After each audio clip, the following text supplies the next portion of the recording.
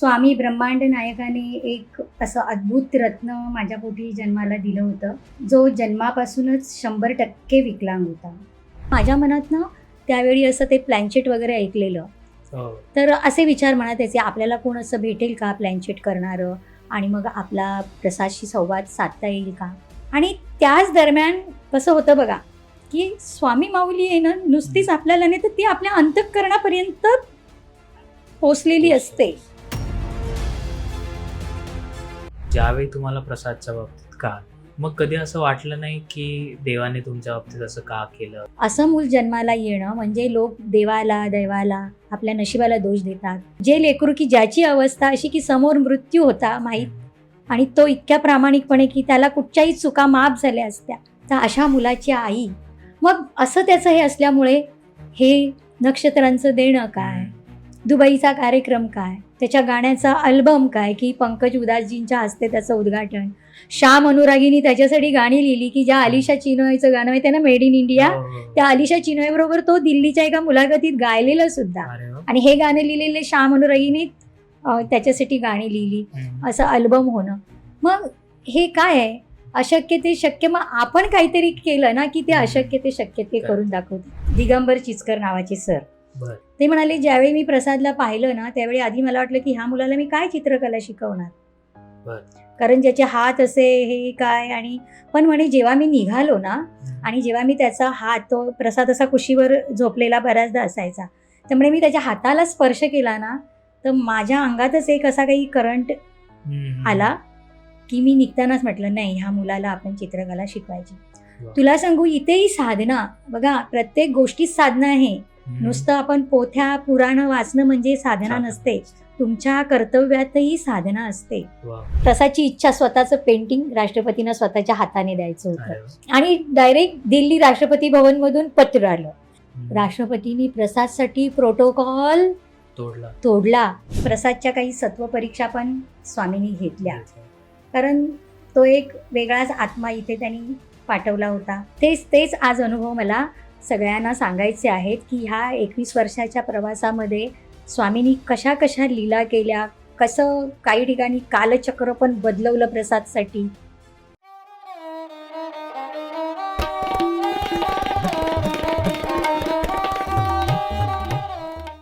कॉस्मोस्टार media present sweet टॉक्सच्या आजच्या पॉडकास्टमध्ये तुमचं मनापासून स्वागत. आपण स्वामींवर बरेच पॉडकास्ट केलेले आहेत, पण आजचा जो पॉडकास्ट आहे ना, ह्या सगळ्याच्या बियॉन्ड आहे. खरं तर याचा इंट्रो शूट करायला सांगितला आहे, बट मी पूर्णपणे निशब्द आहे. एका व्यक्तीचा पूर्ण जीवनप्रवास आपण या पॉडकास्टमध्ये बघणार आहोत. असामान्य असं कर्तृत्व असलेला हा व्यक्ती आहे, आणि या व्यक्तीच्या ज्या आई आहेत, शरयूताई, ज्यांना मी प्रेमाने शरयूताई म्हणतो, सो त्यांनी त्या व्यक्तीचा जीवनप्रवास आपल्या सगळ्यांसमोर आणलेला आहे. आणि मी फक्त एवढंच सांगतो की हा पॉडकास्ट ऐकल्यानंतर तुम्हीसुद्धा निशब्द व्हाल. जास्त वेळ घेत नाही, हा पॉडकास्ट शेवटपर्यंत बघा, आणि प्लीज तुम्हाला हा पॉडकास्ट कसा वाटला हा आम्हाला कमेंटमध्ये सांगा. धन्यवाद. शरयूताई, तुमचं स्वागत आहे आपल्या पॉडकास्टवर, कॉस्मोस्टार मीडियाच्या पॉडकास्टवर. आणि आजचा आपला जो पॉडकास्ट आहे हा एकदम विलक्षण होणार आहे, ज्याच्यामध्ये स्वामी आपल्यासोबत कुठल्या कुठल्या पद्धतीने, कुठल्या कुठल्या मार्गांनी आपल्यासोबत येतात आणि मदत करतात, याविषयी तुम्ही आम्हाला तुमचे अनुभव सांगणार आहात, प्रसादचे अनुभव सांगणार आहात. पण त्याआधी थोडीशी तुमची ओळख करून द्या आम्हाला, जे तुम्हाला पहिल्यांदा पाहत आहेत पॉडकास्टमार्फत त्यांच्यासाठी. खरं तर माझी ओळख महाराष्ट्रातील अनेक जणांना स्वामी प्रसादची आई अशीच ओळख आहे, मुख्य ओळख तीच समजते, आणि नावाने शरयू नागेश भाडी. आणि माझा व्यवसाय, मी प्रशिक्षिका म्हणून 36 वर्ष काम केलं, आणि त्यातच अनेक वर्ष रिसोर्स पर्सन होते. तर आणि मुलांची सेवा करणं हेच माझं आवडतं काम आहे. वा. तर आजचा पॉडकास्ट आपण सुरू करूयात तुमच्या अनुमतीने. हो, पहिला आपण स्वामींच्या अनुमतीनेच करूया ना, अर्थात. आणि म्हणून आपण प्रथम गुरुवंदना म्हणूया असं मला वाटतं. चालेल. गुरुर्ब्रह्मा गुरुर्विष्णू गुरुर्देवो महेश्वरः महेश्वरः गुरुर्साक्षात् परब्रह्म तस्मै श्री गुरवे नमः. ओम श्री स्वामी समर्थ. ओम श्री भानू समर्थ. वा. ताई, पहिलाच प्रश्न तुम्हाला हा विचारेन. मगाशी जसं तुम्ही म्हणालात आपण प्रसादबद्दल बोलतो, सो प्रसादबद्दल आम्हाला थोडं सांगा. आणि त्याला तुम्ही प्रसाद स्वामी म्हणायचात, तर ते का हे सुद्धा आम्हाला सांगा. प्रसाद म्हणजे स्वामी ब्रह्मांड नायकाने एक असं अद्भुत रत्न माझ्या पोटी जन्माला दिलं होतं की जो जन्मापासूनच 100% विकलांग होता, ज्याला बहुविकलांगता म्हणतात. म्हणजे मानेपासून पूर्ण शरीर त्याचं काहीच काम करायचं नाही, फक्त इथे ह्या कोपऱ्याच्या पुढे फक्त एवढी थोडीशी त्याची हालचाल व्हायची, नाहीतर बसवणं झोपवणं सगळ्या क्रिया आम्हालाच कराव्या लागायच्या. आणि त्याला आम्ही स्वामी कसं म्हणायला लागलो, तर प्रसादचा जो जीवन प्रवास होता 21 वर्षापर्यंतचा, तर त्या काळामध्ये स्वामी मला अजिबात माहीत नव्हती. मी स्वामींच्या कधी मठात गेले नव्हते, कुठेतरी स्वामींचा फोटो पाहिलेला इतकंच. पण प्रसादचा अंतिम क्षण जवळ आल्यानंतर आम्हाला स्वामींच्या मठात जाण्याची म्हणजे वेळच आली.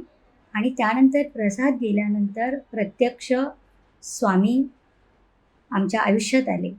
आणि त्यावेळी त्या 21 वर्षामध्ये जे काही प्रसंग घडले होते, ज्या अनुभूती होत्या, तर आता म्हणजे ज्यावेळी म्हणजे तेव्हा मी इतकी नव्हते आणि माझं अध्यात्माचं ज्ञानही अगदी प्राथमिक अवस्थेत सुद्धा नव्हतं. पण आज जसं जसं थोडं सगळं म्हणजे ऐकून श्रवण करून वाचन करून आज तुमचे जे हे पॉडकास्ट आहेत त्यामुळे पण मला खूप माहिती म्हणजे अशी की ज्यामध्ये अनेक प्रश्नांची उत्तरं मिळाली. आणि माझी खात्रीच आहे की प्रसाद गेल्यानंतर स्वामी जे जीवनात आले तर ते आधीही होते, पण त्यावेळी त्यांचं जे स्वामी तारक मंत्रामध्ये त्यांनी जे सांगितलेलं आहे की प्रचंड स्वामीबळ माझ्या प्रसादच्या पाठीशी होतं.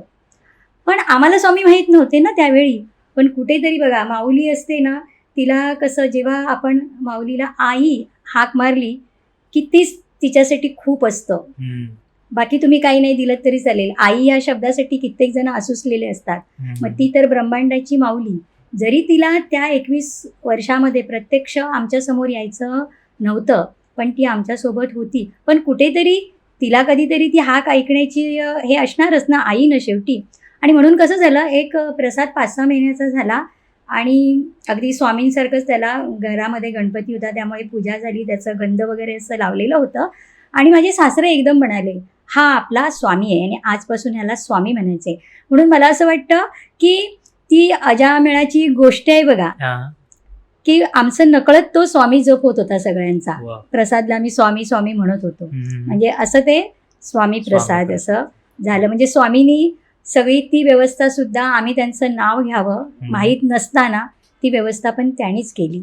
आणि मग प्रसादच्या जीवनातले जे एक एक प्रसंग आहेत की 100% डिसॅबल असलेला मुलगा, की डॉक्टरने सांगितलं होतं की ह्या मुलाचं आयुष्य कमी आहे आणि हा कधीही चालणार नाही. आणि त्यावेळी आपण जो शाळेमध्ये आत्तापर्यंत वाक्प्रचार वापरत आलो आहोत तो म्हणजे आभाळ कोसळणं किंवा आकाश फाटणं, त्याचा अनुभव आम्ही त्या क्षणी घेतला होता. पण तिथेही मी म्हणेन की स्वामी माऊलींनी पूर्ण काळजी घेतलेली की आम्हाला हा 30 वर्षापूर्वीचा काळ आहे. त्यावेळी एवढ्या सोयी सुविधा, कित्येक डॉक्टरना ही केस माहिती नव्हती. पण आम्हाला पहिल्याच डॉक्टर मिळाल्या, डॉक्टर मणियार GT हॉस्पिटल. आणि त्यांनी त्याच वेळी मसल बायोप्सी करून, कारण प्रसाद इतका हेल्दी, तुम्ही प्रसादचे फोटो पाहाल तेव्हा कोणाला असा बसलेला असताना कळणारच नाही.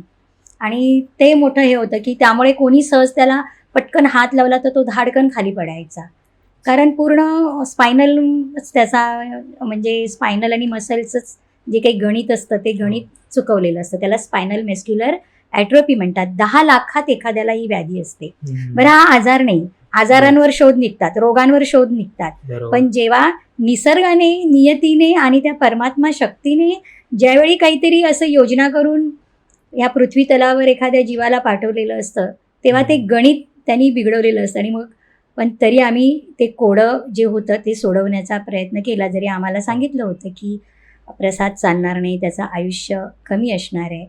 तर कसं झालं असतं, आम्ही पण म्हटलं असतं की चला जाऊ दे, त्याला टी व्ही लावून देऊया. तेव्हा जस्ट कार्टून चॅनल चालू झालेलं, हे यूट्यूब, मोबाईल काही नव्हतं. आणि पुढे जर हा आयुष्यच कमी आहे तर शिकवून काय उपयोग आहे याचा. कारण आम्हाला काही जण असं म्हणाले पण की कशाला तुम्ही त्याला इतकं शिकवता. पण नाही, तीच तर स्वामींची म्हणजे कृपा लाभण्याच्यासाठी, म्हणजे स्वामींचे आता तुम्ही अनुभव ऐकालच, पण ते अनुभव उगीच येत नाहीत. त्यासाठी काहीतरी पेरावं लागतं. पण आपण जे पेरतो आणि उगवतं यातला मधला जो काळ आहे, आणि पेरतो ते कोणत्या हेतूने पेरतो आणि पुढे त्याची मशागत कसं करतो, याच्याकडे ते CC कॅमेरे लागलेले असतात. याच्यावर माझा पूर्ण विश्वास आहे, कारण ते मी अनुभव घेतले आहे. आणि ह्यामुळे कसं झालं, मग स्वामी कसे जीवनात आले तर प्रसाद गेल्यानंतर ज्यावेळी प्रसादचा त्याच्या घरी जाणं झालं असं मी म्हणेन. कारण मला स्वामींमुळे जे परमपूज्य सद्गुरू लाभले, त्यांच्याकडून ज्या काही गोष्टी कळल्या, तर त्यात असं की हा मृत्यूलोक आहे.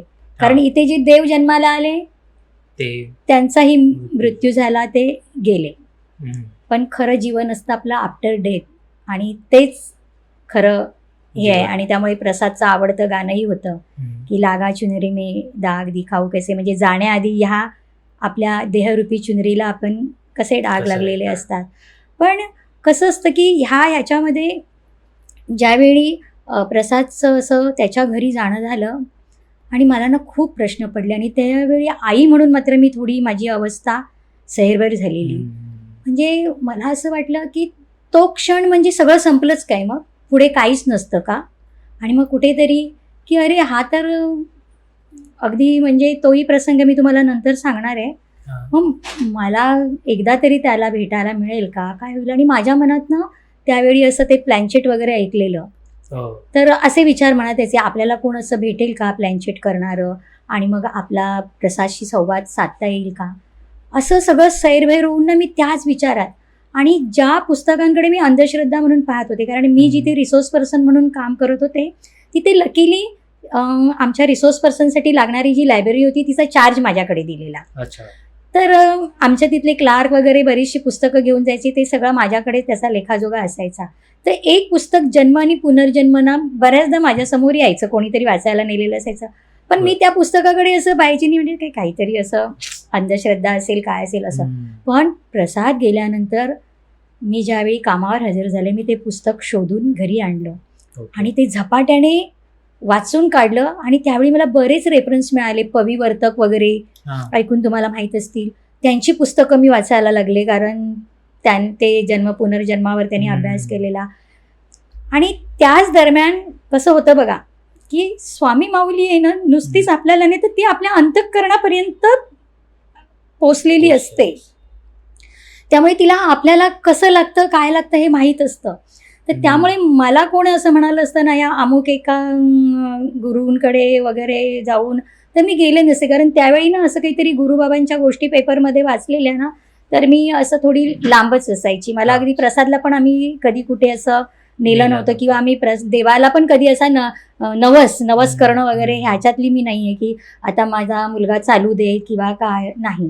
जे डॉक्टरने सांगितलेलं मान्य केलेलं, पण तरी कधी कधी मनात वाटायचं की डॉक्टरने सांगितलेलं खोटं ठरेल. तर स्वामींना माहीत की ही अशी कुठे जाणारी नाही आहे. मग माझं आवडतं क्षेत्र काय, शिक्षण. मग त्यांनी कशी योजना केली की त्याच दरम्यान प्रसाद गेला ना, त्याच दरम्यान ना बऱ्याच मुलांच्या 10वी-12वीच्या आत्महत्या होत होत्या. आणि त्यामुळे अनेक शाळांमध्ये ना हा अवेअरनेसचा प्रोग्राम चालायचा. आणि ते बरेच ठिकाणी मला बोलावलं जायचं प्रसादची आई म्हणून, की प्रसादने कठीण परिस्थितीत 10वीत कसं यश मिळवलं ते तर तुम्हाला मी नंतर सांगेनच. आणि एका ठिकाणी माझा असाच कार्यक्रम होता, आणि तिथे एक शिक्षिका आलेली, आणि तिने मला नेमकं हेरलं. आणि ती फक्त निघता निघता एवढंच बोलली की आमचा पण एक शैक्षणिक उपक्रम आहे, आणि तुमची प्रसादची डॉक्युमेंटरी आम्हाला पाहायची आहे. पण त्यावेळी एकदा दोनदा तिचे फोन आल्यावर मी ढकलत होते आज उद्या, कारण मला हे कधी प्रसादच्या ह्याची उत्तरं मिळत आहेत, मृत्यू हा. काय किंवा प्रसादशी आपला संवाद होईल का, हम्म. असं माझं ते चाललेलं. त्या अशी पुस्तकं वाचणं, शोध घेणं. 2-3 वेळा मी तिला टाळलं, पण नंतर मी थोडी स्थिर झाली आणि एक दिवस म्हटलं बरं मी येते. आणि तिने मला ज्या घरामध्ये नेलं जिथे त्यांचं हे काम चालायचं, त्या घरामध्ये हॉलमध्ये स्वामींचा मोठा फोटो होता. म्हणजे त्याच्याकडे पाहिल्यानंतर असं वाटत होतं की जणू काही ते वाट बघतायत की काय असंच. आणि मग नंतर मला वाटलं एरवी घरात लोकांच्या फोटो असतात असे स्वामींचे, तसा असेल. पण ज्यावेळी मला आतल्या रूममध्ये नेलं गेलं की हा उपक्रम जे चालवत होते ते मेन, हम्म. तर तिथे गेले तर मला त्या घरामध्येच पूर्ण असं वाटलं की प्रकाश पडलाय की काय, एक वा. तेजस्वी आणि एक तेजस्वी चेहरा, हम्म. छान शांत, म्हणजे स्वामी बसतात तसेच बसलेले. ते म्हणजे आता भाऊ, परमपूज्य भाऊ ठाकूरदास. हम्म. तर मग आमचं काही तिथे शैक्षणिकच, कारण हा काहीच विषय नाही इतर. बरोबर. त्यांचा तो उपक्रम, ती माहिती वगैरे घेतली आणि त्यांनी निघताना ना माझ्या हातात एक त्यांचं पुस्तक ठेवलं, ओळख म्हणून. बर. आणि ते घरी आणल्या, मी 2 दिवसांनी वाचलं आणि त्यात मला असे रेफरन्स मिळाले की अरे माझ्या मनात जे प्रश्न आहेत त्याची उत्तरं सगळी ह्यांच्याकडे आहेत, पण आपण तर शैक्षणिक उपक्रमाच्या ह्याने गेलो आहे.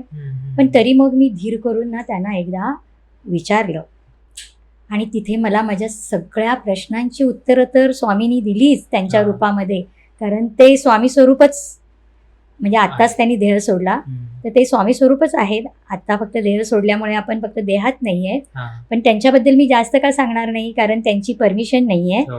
कारण त्यांनी मुळात क्षेत्र, बघा गुरु आपल्याला कसे लाभतात, तर त्यांनी क्षेत्रसन्यास घेतला होता हम्म. आणि स्वामींना त्यांनी आधीच सांगितलेलं की मी पैसा आणि प्रसिद्धीपासून दूर राहणार, आणि त्यांचं क्षेत्र पण हळूहळू कमी होत गेलं.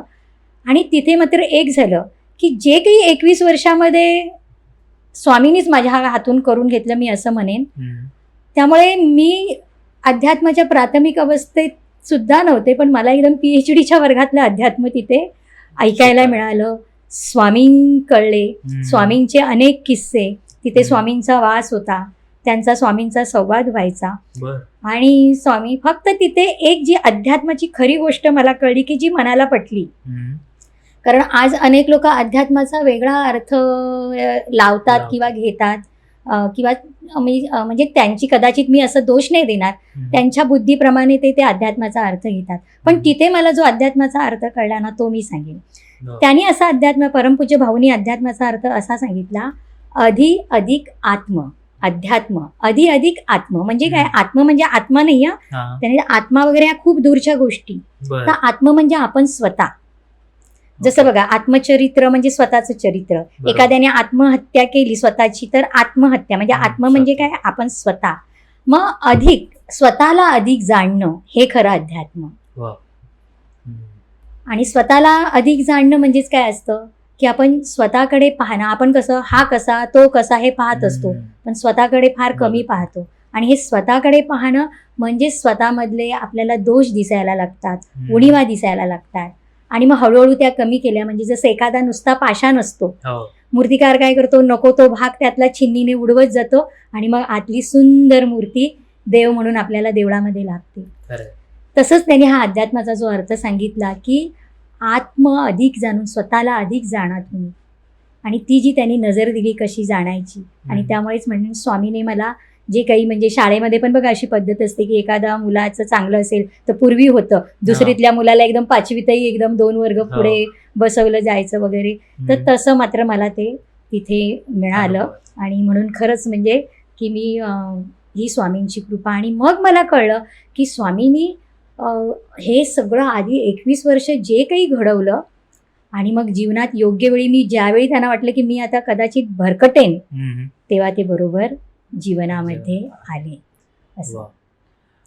ताई, एक विचारावं असं वाटेल, प्रेक्षकांच्याही मनात कदाचित हा प्रश्न असू शकेल की ज्यावेळी तुम्हाला प्रसादच्या बाबतीत कळालं त्यावेळी तुम्ही नास्तिक तर नव्हता, पण तुम्ही तेवढ्या अध्यात्मात नव्हता. मग कधी असं वाटलं नाही की देवाने तुमच्या बाबतीत असं का केलं, की आपण एक व्यक्ती म्हणून आपल्याला देवाचा राग येतो ना की हा. माझ्या नशिबात का. म्हणजे तू खरा बघ, हा प्रश्न ना मला प्रसादच्या जीवनावर जे माझ्या हातून पुस्तक झालं पंखाविना भरारी, तर अनेक कार्यक्रम होतात किंवा अनेक ठिकाणी मला लेखक म्हणून लेखिका म्हणून भेटीला बोलवतात.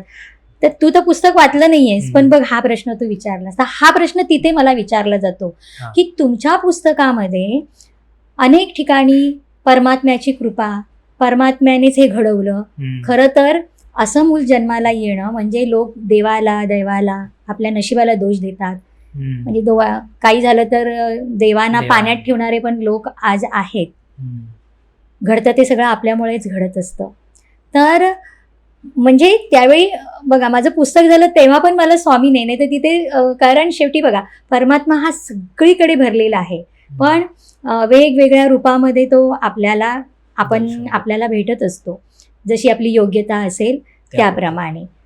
तर माझ्या पुस्तकामध्ये हे परमात्म्याची कृपा जागोजागी आहे. कारण मला कसं आहे की ज्यावेळी मी ह्या सगळ्याचं आत्मचिंतन करते तर त्यावेळी उलट परमात्म्याने माझ्यावर काहीतरी चांगली जबाबदारी दिली अशी आमची भावना आहे.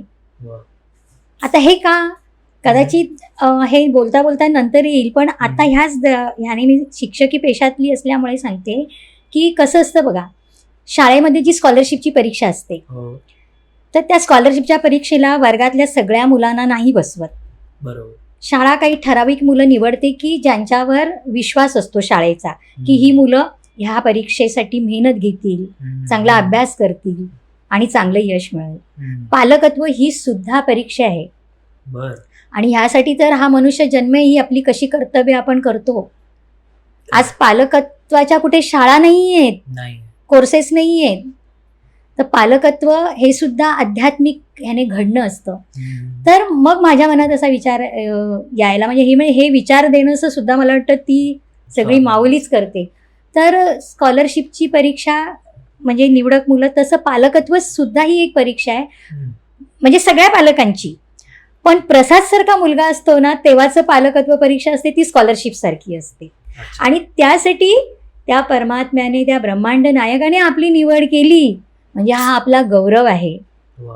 आज ज्यावेळी दिव्यांग मुलांच्या पालकांसाठी ज्यावेळी हा मोटिवेशन कार्यक्रम होतो तर तिथे हेच सांगते की म्हणून परमात्म्याचे आभार माना, त्या स्वामींचे आभार माना की असं मूल दिलं आपल्याला, कारण त्यांनी आपल्यावर विश्वास ठेवलाय असं.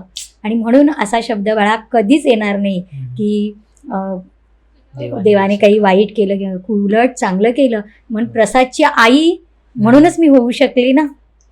आणि आज तुझ्याही पॉडकास्टमध्ये मी सामान्य आई असते तर नाही आले असते, स्वामी प्रसादची आई म्हणूनच इथे आले मी. तुम्ही सगळ्या ठिकाणी प्रसादची आई असंच लिहिता. हो हो. तुमच्या पुस्तकाच्या मुखपृष्ठावर पण मी बघितलं की तुम्ही प्रसादची आई असं लिहिलेलं. खरं म्हणजे ताई तुम्ही इन्स्पिरेशन आहात जी आत्ताची पिढी आहे, किंवा इनफॅक्ट मी थोडंसं धाडस करून म्हणेन की आमच्या आईबाबांसाठी किंवा इन जनरल आयांसाठी सुद्धा.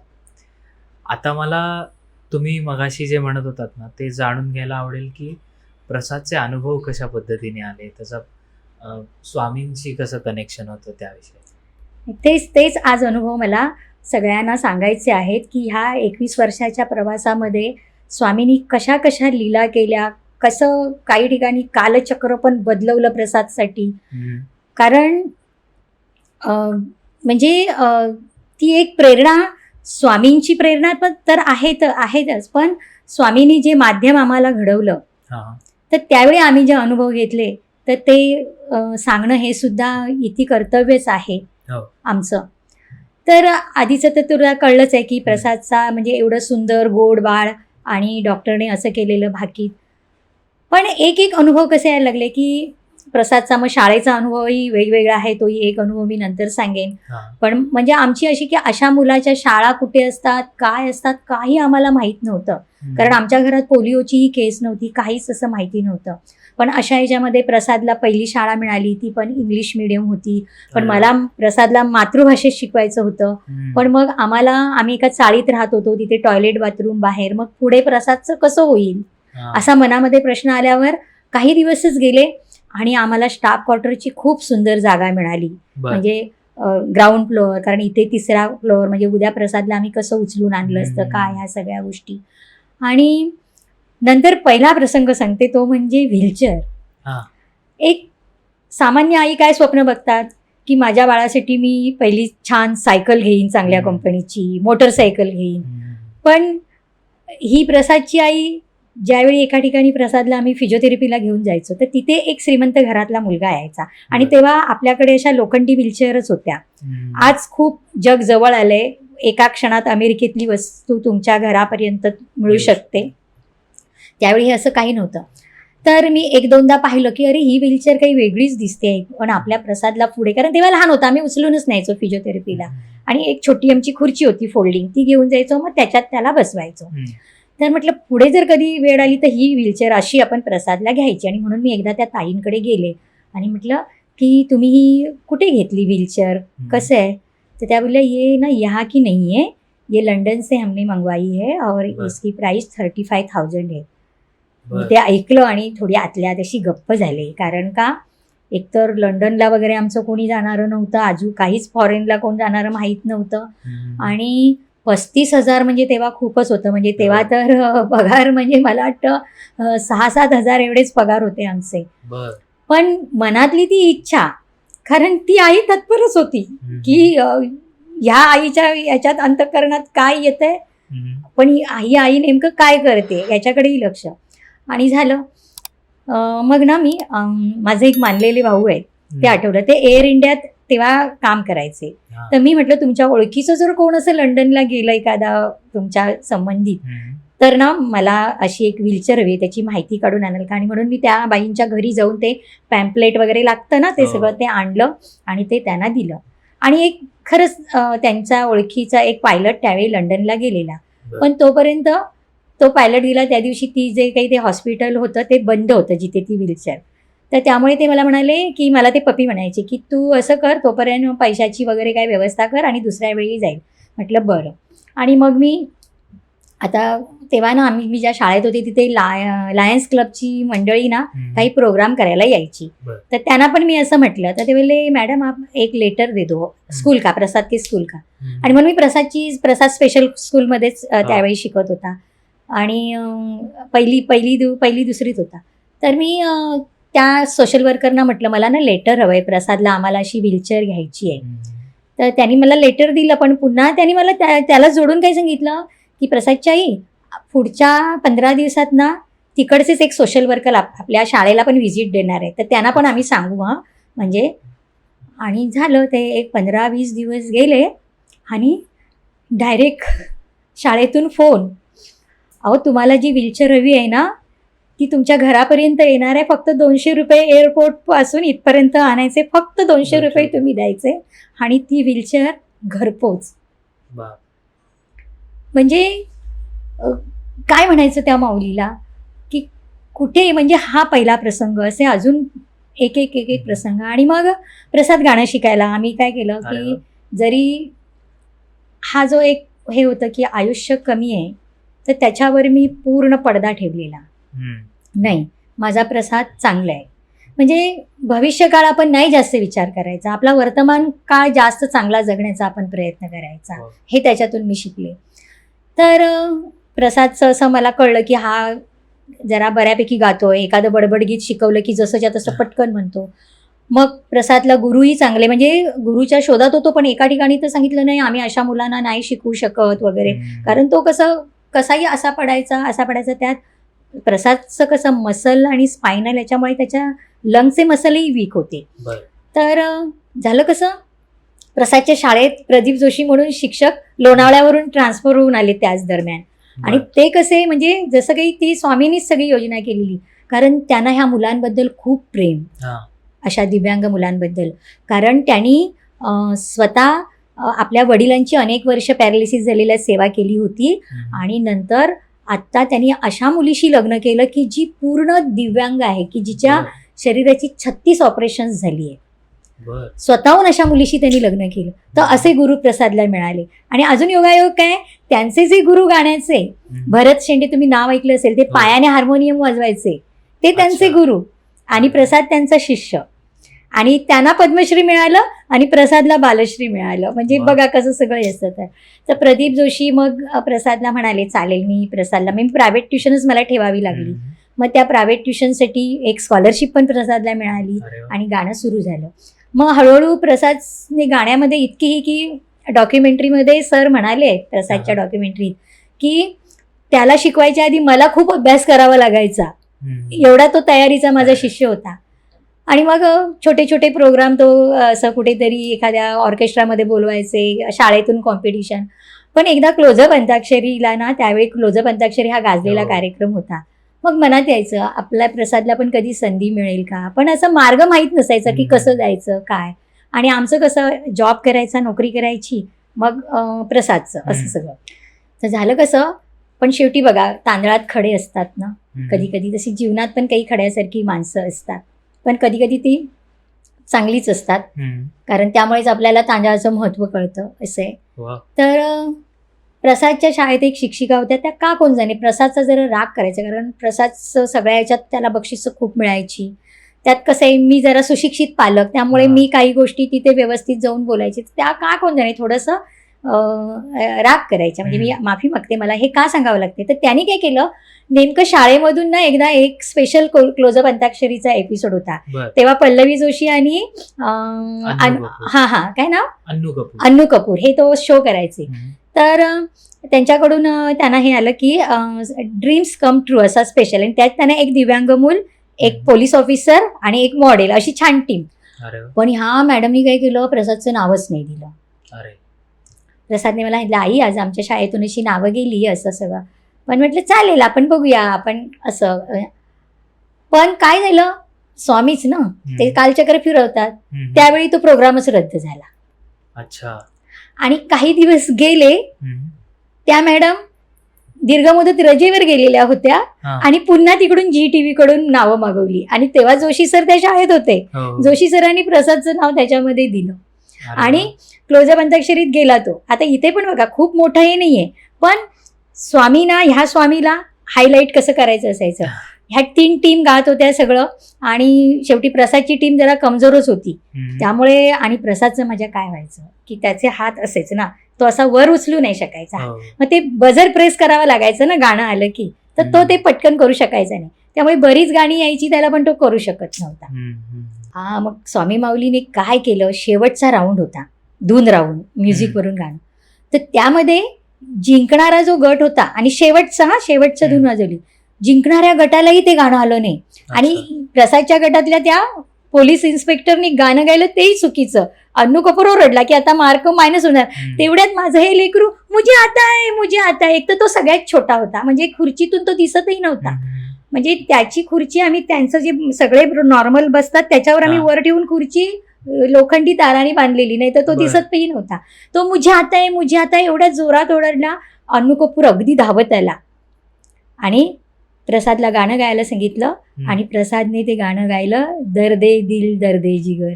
की म्हणजे आधी जी थोडी घरी त्याच्या बाबांनी गाणी ऐकवली होती त्यात हे गाणं, आणि ते गाणं कोणाला आलं नाही, एकट्या प्रसादला आलं. म्हणजे शो असा ताणलेला होता, कोणालाच गाणं येत नाही, आणि प्रसादने अगदी जोरात सगळ्यांनी प्रसादचं कौतुक केलं. आणि अन्नू कपूर तर म्हणाले की ये टीम के मार्क मायनस होते हुए बचाये प्रसादने, असं. म्हणजे हे छोटं, म्हणजे कशी तिथे कलाटणी. आणि असंच एक नक्षत्रांचं देणं, त्याचंही सांगते हा प्रसंग. आता आपण गाण्याबद्दलच पहिलं ह्याचं बोलूया. तेव्हा प्रसाद 10वी मध्ये होता, परीक्षा झाली नव्हती पण त्याचा अभ्यास चालू होता. आणि नक्षत्रांचं देणं हा कार्यक्रम, कारण आमच्याकडे TV होता पण इतर सिरियल वगैरे जास्त नाही, गाण्याचेच कार्यक्रम. प्रसादचं ते पण होतं की लिमिटमध्येच सगळं पाहायचं त्याचं. तर नक्षत्रांचं देणं खूप सुंदर कार्यक्रम, दिग्गज गायक येऊन गायचे, अगदी भारावून जाणारा तो कार्यक्रम. एकदा सहज आमच्या जेव्हा प्रसादच्या आणि माझ्या गप्पा व्हायच्या, आई ह्या कार्यक्रमात मला पण मिळेल का ग कधी गायला. तर माझं नेहमीचंच उत्तर, आपण प्रयत्न करूया. नाही तर कसं काय निगेटिव्ह उत्तर नाही, हो आपण प्रयत्न करूया, तुझी आता परीक्षा होऊ देत आणि प्रयत्न आपण बघूया. मग मी GTVच्या ऑफिसला जाईन, विचारेन, असं सगळं सांगितलं. आणि प्रसादची परीक्षा झाली 10वीची, एक 4-5 दिवस गेले असतील, आणि कांचन सोनटक्के मॅडमचा फोन आला नाट्यशालेच्या, आणि कमलाकर सोनटक्के जे ज्येष्ठ नाट्यकर्मी त्यांच्या मिसेस, की हो तुमच्या घरी ना 2 दिवसात सलील कुलकर्णी येतील, संगीतकार डॉक्टर सलील कुलकर्णी, बर आणि त्यांना एक कार्यक्रम करायचा आहे मुलांचा, तर मग प्रसादचं नाव दिलंय. बर तर मला असं वाटलं सलील कुलकर्णींचं कुठेतरी गाण्याचं असं मुलं घेऊन कार्यक्रम करायचा असेल स्टेजवर असं. वगैरे असं. आणि 2 दिवसांनी सलील कुलकर्णी आमच्या घरी आले. खरंच सलील कुलकर्णी म्हणजे इतकं त्यांचं ते सॉफ्ट बोलणं आणि मुलांबद्दल इतकं प्रेम त्यांना. त्यांनी जेव्हा प्रसादची गाणी वगैरे ऐकली आणि मग त्यांना म्हटलं की एके ठिकाणी तुम्हाला थोडं प्रॅक्टिसला यावं लागेल, कारण हा कार्यक्रम झी टीव्हीसाठी होणार आहे. कारण मे महिन्याच्या सुट्टीमध्ये खास तो मुलांसाठी आत्ता खेळा नाचा हा एपिसोड होता. हो हा आणि मग तू पाहिलं पण असशील त्यावेळी प्रसादला. आणि प्रसादला एकट्याला म्हणजे बाकी केतकी माटेगावकर वगैरे एवढ्या छोट्या छोट्या आहेत त्या कार्यक्रमात. आणि प्रसादला एक सोलो गाणे एक दिलं होतं. आणि मग असं व्हीलचेअरचं सारखं आहे नको म्हणून प्रसाद खालीच आधी बसलेला आणि त्याच्या गाण्याच्या वेळी तो स्टेजवर गेला. आणि कोणास ठाऊक कसं हे गाणं एवढा हावभाव करून तो बोलला ना, म्हणजे तोपर्यंत कुठच्याच गाण्याला वन्स मोर मिळाले नव्हते, पण प्रसादच्या गाण्याला इतके वन्स मोर मिळाले. एवढंच नाही तर झी टीव्हीने अनेक वेळा ते गाणं दाखवलं टीव्हीवर. योगायोग असा की प्रसाद जाण्याच्या आधी 2 दिवस पण ते गाणं पुन्हा प्रक्षेपित झी टीव्हीने केलेलं आहे. आम्हाला जे नंतर भेटायला येत होते त्यांनी सांगितलेलं. सांग बरं, स्वामी माऊली शिवाय हे होऊ शकतं का? शक्यच नाही. कुठेतरी मनात वाटायचं की तेव्हा प्रसादच्या गाण्याचा अल्बम व्हावा. तर तो सुद्धा असंच म्हणजे तेही तो प्रसंग असा मिरॅकल सारखाच आहे. प्लस असं वाटायचं प्रसादचा एकट्याचा सोलो परफॉर्मन्स, आणि तो सुद्धा यशवंतराव प्रतिष्ठान सारख्या थिएटरमध्ये, खरं छोट्या थिएटरमध्ये होणार होता. मग ते विजय देसाई म्हणाले की नाही हो, मला एवढ्या लोकांचे फोन आले आणि ते यशवंतराव प्रतिष्ठानचं मोठं ऑडिटोरियम त्यांना घ्यावं लागलं. आणि ज्यांनी प्रसादवर झीच्या त्या कार्यक्रमाच्या वेळी प्रसादवर लेख लिहिला जिद्दीचे गाणे, ते संजय पेठे. त्यामुळे अनेक पत्रकारांना प्रसाद माहीत झाला. त्यांनी निवेदन केलं आणि तो कार्यक्रम पण अति मोठ्या मोठ्या म्हणजे त्या श्रुती सडोलीकर गायिका, अरुण म्हात्रे कवी माहिती आहेत ना, ते काय म्हणाले तेव्हा माहितीये, प्रसाद ज्यावेळी प्रसादच्या बाबतीत बोलताना ते जिद्दीचं गाणं कार्यक्रम झाला तेव्हा, की खूप मोठे गायक मी पाहिलेत, त्यांचा वरचा सूर लागतो, पण आज मी प्रसादचा आतला स्वर पाहिला गाताना, असं प्रसादच्या बाबतीत म्हणाले. आणि तो म्हणजे दैवी देणगी लाभलेल्यांकडेच तो आतला स्वर असतो. असं ते सगळं म्हणजे एक एक अनुभव. आणि हे स्वामी माऊलींशिवाय शक्यच नव्हते असे सगळे ते गाण्याचे अनुभव. आता ह्यामध्ये सांगते मी, म्हणजे हे अनुभव सांगितले, अनुभव सांगावे, प्रसादचे जीवनच सगळं अनुभवाने भरलेलं आहे. पण मग मी विचार करताना का बरं स्वामी माऊली एवढी मदत करत होती, का प्रसादसाठी उभी राहत होती. आणि मग तिथे मला काही प्रसंग पुन्हा प्रसादचे आठवतात की प्रसादने गाण्याची अतिशय प्रामाणिकपणे साधना केली. म्हणजे तो 10वीला होता तरी त्याचा रियाज नेहमी असायचा. नाही, 10वीची परीक्षेचा बाबू करून रियाज नाही, कार्यक्रम नाही, सगळं चालू त्याचं. ही एक गोष्ट. आणि ते करताना अगदी सगळं त्याच्या हात पुढे नाही, त्याचे बाबा सगळं लावून द्यायचे. कारण प्रसादसाठी त्याच्या बाबांनी 20 वर्ष नाईट शिफ्ट केली. तेही मी तुला सांगते का माऊली आमच्यासाठी. तर आम्ही आमच्या कर्तव्यात कुठे एक्सक्यूज नाही करायचं. म्हणजे ज्यावेळी पहिलीच वेळ आली, त्यांच्या 3 शिफ्ट असायच्या. 2 शिफ्टमध्ये ते प्रसादसाठी एक सकाळची मी उपलब्ध असायची, मग मी शाळेत जायची किंवा ऑफिसला संध्याकाळी. एकदा सेकंड शिफ्टला असा प्रश्न आला की पहिल्याच वेळी प्रसादची स्कूल बस यायची 4-4:30ला, मी घरी यायची 6-6:30ला. आणि त्यावेळी फक्त ते ऑन ड्युटी नुसते सांगून आले. त्याच वेळी मी म्हटलं नाही, आपल्याला हे चालणार नाही. आपल्या खाजगी गोष्टी आणि ड्युटी, कामावर एक्सक्यूज नाही. आणि कदाचित म्हणूनच आमची ती लग्नगाठ जुळली असेल. आणि प्रसादच्या बाबांना मी म्हटलं तुम्ही विचारा. आणि कायमची नाईट शिफ्ट आणि प्रसाद जाईपर्यंत केली. त्यामुळे दिवसा ते प्रसादकडे असायचे. आणि मग मी एकदा 6ला घरी आले की 6 पासून सकाळी ऑफिसला जाईपर्यंत मी प्रसादसाठी असायचे. तर हे सगळं तिकडे मूल्यांकन होत असतं ना. आणि दुसरी गोष्ट, ज्यावेळी प्रसाद पहिलाच एका ऑर्केस्ट्रात गायला लागला, तर स्वर आकांक्षा म्हणून तो ऑर्केस्ट्रा होता. आणि प्रसादने गाणं गायलं, तो बालगीतं गायचा, पण इतकी भन्नाट बालगीतं गायचा ना, त्याला समोरून पैशांचा वर्षाव व्हायचा, समोरून अशा नोटा यायच्या अशा. आणि पण आम्ही कधीही ते पैसे घेतले नाही. एकदा ज्यावेळी पहिल्याच वेळी ते आयोजक बरवडेकर म्हणून आम्हाला ते पैसे द्यायला आले, म्हटलं नाही राजेश भाऊ, माझा मुलगा पैशासाठी गात नाहीये, हे पैसे तुमच्या ऑर्केस्ट्रासाठी काय घेण्यासाठी वापरा, फक्त माझ्या बाळाला स्टेज मिळतोय ना. म्हणजे इथे प्रसादला आम्हाला ती म्हणजे गाणं गाऊन लगेच पैसे कमवणं म्हणजे हा भावही नव्हता. आणि असाच एक प्रसंग सांगते जो गाण्याच्या बाबतीतला आहे म्हणूनच सांगते. आणि आज खरंच तो सांगण्याचा इतकी त्याची गरज आहे आणि महत्त्व आहे. तर प्रसाद शास्त्रीय संगीत शिकतच होता ना हे सगळं करताना, आणि प्रत्येक परीक्षेत त्याला डिस्टिंक्शन मिळालेलंच होतं. आणि ही त्याची 4थी परीक्षा होती गाण्याची. आणि मग ह्यावेळी थिअरी जास्त असते आणि प्रसादला पेपरला रायटर लागायचा. आता मी त्या केंद्रप्रमुखांना सांगितलं की रायटरचं जे काय असेल ते मानधन मी देणार, तुम्ही रायटर बघा. तर त्यांना काही म्हणजे तेही ह्या माध्यमातून मला सांगायचं आहे की आपल्या आजूबाजूला कोणी डिसॅबल मुलं, अंध मुलं, आणि जर कधी तुमच्या मुलांकडे कोणी मागणी केली की त्यांचं रायटर म्हणून काम करा, कधीही नाकारू नका, तुम्ही करा हे काम. कारण हीच अशीच सेवा आहे ना, हीच स्वामींपर्यंत जास्त पोचते. तर ते म्हणाले नाही हो, कोणी रायटर मिळत नाहीये. मग असं करा प्रसादच्याही तुम्हीच रायटर म्हणून त्याचा पेपर लिहा. तर म्हटलं तुम्हाला चालत असेल तर मला रायटिंगमध्ये मात्र लिहून द्या, कारण मला पुढे प्रॉब्लेम नको. मग त्यांनी रायटिंगमध्ये लिहून दिलं. आणि मग ती रविवारच्या त्या परीक्षा, एका शाळेला सुट्टी असते ना रविवारी, एका शाळेत ती परीक्षा होती. आणि प्रसाद व्हीलचेअरमध्ये, मी अशी बेंचमध्ये बसली आणि प्रसादचं सगळं ते आपलं तो सांगतो तसं लिहायला लागले. असं एक का जर थोडंसं झालं. आणि त्या वर्गामध्ये म्हणजे आता ही गोष्ट आता मी ओपन बोलते, प्रसादला कधीही मी सांगितली नव्हती. तर तिथे एक सामूहिक कॉपी सुरू झाली, कारण तिथे कसं तबला, हार्मोनियम, मोठेच पुरुष मंडळी जास्त होती. मग ते एकमेकात जरा बोलायला लागले काहीतरी, काय रे ह्याचं काय असं वगैरे. तर माझा बाळ कसा, तो जो असा बसला ना व्हीलचेअरमध्ये की असा, तो मान अशी नाही करू शकायचा की अशी नाही करू शकायचा. मला फक्त की त्याचे संस्कार काय किंवा नैतिक मूल्य, की जिथे परीक्षा तिथे शांतता. तर मला म्हणाला आई इथे आवाज येतोय, परीक्षा आहे ना. पण मला कळलेलं मी खरं उत्तर नाही त्याला त्यावेळी देऊ शकले, कारण त्याच्या बाल मनाला ठेच लागली असती.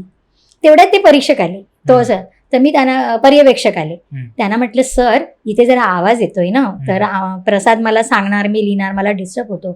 तर चालेल चालेल तुम्हाला नाही. माझी लगेच बाजूच्या वर्गामध्ये सोय केली. पण तो वर्ग रिकामा होता, त्यामुळे मला जमिनीवर बसावं लागलं, प्रसाद व्हीलचेअरमध्ये. प्रसादचा अभ्यास चांगला झालेला, सरांनी चांगली तयारी करून घेतलेली. आणि प्रसादचा पूर्ण पेपर झाल्याच्या नंतर प्रसादच्या मांडीवर मी पॅड बंद करून ठेवला आणि आता पर्यवेक्षक येतील तेव्हा घेऊन जातील आणि मग आपण जायचं. पण मी जमिनीवर बसल्यामुळे माझ्या पायाला मुंग्या आल्या आणि म्हणून मी त्या वर्गामध्ये अशा फेऱ्या घालायला लागले पायाला. तर तिथे काय झालं की प्रसाद इकडे बसलाय आणि जवळजवळ 8-10 फुटावर तिकडे दरवाजा होता. तर त्या दरवाजेच्या बाजूला काही मुलं किंवा कोणीतरी परीक्षेला जायच्या आधी जी पुस्तकं ठेवतात ती ठेवून गेली. प्रसादची उत्तरं लिहिताना, कारण आम्ही कसं प्रसादच्या याच्यात जास्त डोकायचं नाही, कारण त्याला गुरूंबद्दल इतकं होतं ना त्याच्या, की गुरु आले की आम्ही तिथे कोणी नाही यायचं. कारण त्याला गुरूंकडून जास्तीत जास्त ज्ञानाची प्राप्ती, तिथे मध्ये आमचं बोलणं नाही पाहिजे डिस्टर्ब करायला. त्यामुळे ते गुरु काय शिकवतात, कसा अभ्यास, फक्त तो गायचा तेव्हा कानावर यायचं तेवढंच त्याचं. पण अभ्यासाचं काय शिकवताय ते लघु गुरु असं काय असतं ना सगळं, ते काही माहिती नव्हतं. आणि मग प्रसादचं 1-2 उत्तर लिहिताना मलाच वाटलं अरे बाबा हे नेमकं असंच असतं का, हा सांगत होता ते. आणि किंचित खरं ते माझं सहज भावात झालं, पण तो माझ्या म्हणजे आता मी म्हणेन तो किंचित मोहच होता. म्हटलं ह्याचा तर पेपर झालाय. आणि म्हणून मी काय केलं, त्यातलं एक पुस्तक रागबोधचं, याची जी 4थी परीक्षा होती ते उचललं आणि एक एक पान असं पाहत होते. आणि मला ना ते जे वाटलेलं ना कठीण उत्तर मी त्याचं लिहिलं ते दिसलं. तिथे एक क्षण माझी नजर स्थिर झाली, पण हा पठ्ठ्या ह्याची माझ्याकडे अशी नजर होती, त्याने लगेच आई इकडे ये. मला पहिलं वाटलं काही त्याचं, तो कसा बसता बसता मग असा व्हायचा ना कधी कधी, किंवा ह्याला पाणी. मग मी तसंच ते पुस्तक ठेवलं आले. मला म्हणाला आई तू तिथे काय करत होतीस. तर म्हटलं नाही रे मी ते असं पुस्तक पाहत होती. नाही तू काहीतरी वाचलंस बघ जरा वेळ. बाप रे, म्हणजे केवढं त्यांनी माझं निरीक्षण केलेलं. तर म्हटलं हा रे ते एक तुझं उत्तर असं मला दिसलं ना. त्याबरोबर हा मुलगा रडायला लागला. म्हटलं सोनू तू का रडतोस, काय झालं. नाही आई तू माझी आता आई नाही आहेस, तू माझी रायटर आहेस. आणि जोपर्यंत पर्यवेक्षकांनी हा पेपर नेला नाही तू का हात लावलास. आणि त्याबरोबर मलाच खरं इतकं गिल्टी वाटलं. मी म्हटलं सॉरी हा सोनू, मी आता बसते खाली. आणि मी खाली, नाही आई बसायचं नाही. मग मात्र मी एकदम स्पीचलेस. मग म्हटलं काय करू. मग आई आता हा माझा पेपर काढ, उत्तरपत्रिका काढली. आता पान उघड, पहिलं पान काढलं, हे पाहिलंच तिकडे, म्हटलं नाही. दुसरं काढलं, तिसरं. मला आठवतंय 6वा प्रश्न होता तो, बरं. आजही आठवतंय मला. म्हटलं हो रे हो, ते असं ते ह्याचंच उत्तर मी तिथे फक्त बघत होते. मला म्हणाला पेन काढ. मी म्हटलं कशाला, तुझं पेपर झाला ना, आता पेन कशाला? नाही तू पेन काढाई. मग कंपासमधलं पेन काढलं, कारण ह्या गोष्टी आम्हालाच सगळ्या हां. कराव्या लागायच्या. आणि काय सांगितलं माहिती आहे सोहम त्याने मला, आई ह्या उत्तरावर काट मार. म्हटलं अरे आता ते येतील पेपर न्यायला आणि उत्तरावर काट कशी मारू? नाही नाही तू काट मार. आणि त्या उत्तरावर त्याने माझ्याकडून काट मारून घेतली, पण त्याला नशीब और प्रश्न होता. तो और प्रश्नाचं उत्तर माझ्याकडनं लिहून घेतलं. त्या क्षणी सोहम मला इतका अभिमान वाटला की स्वामी माऊलीने मला असा मुलगा दिला आणि अशा मुलाची मी आई.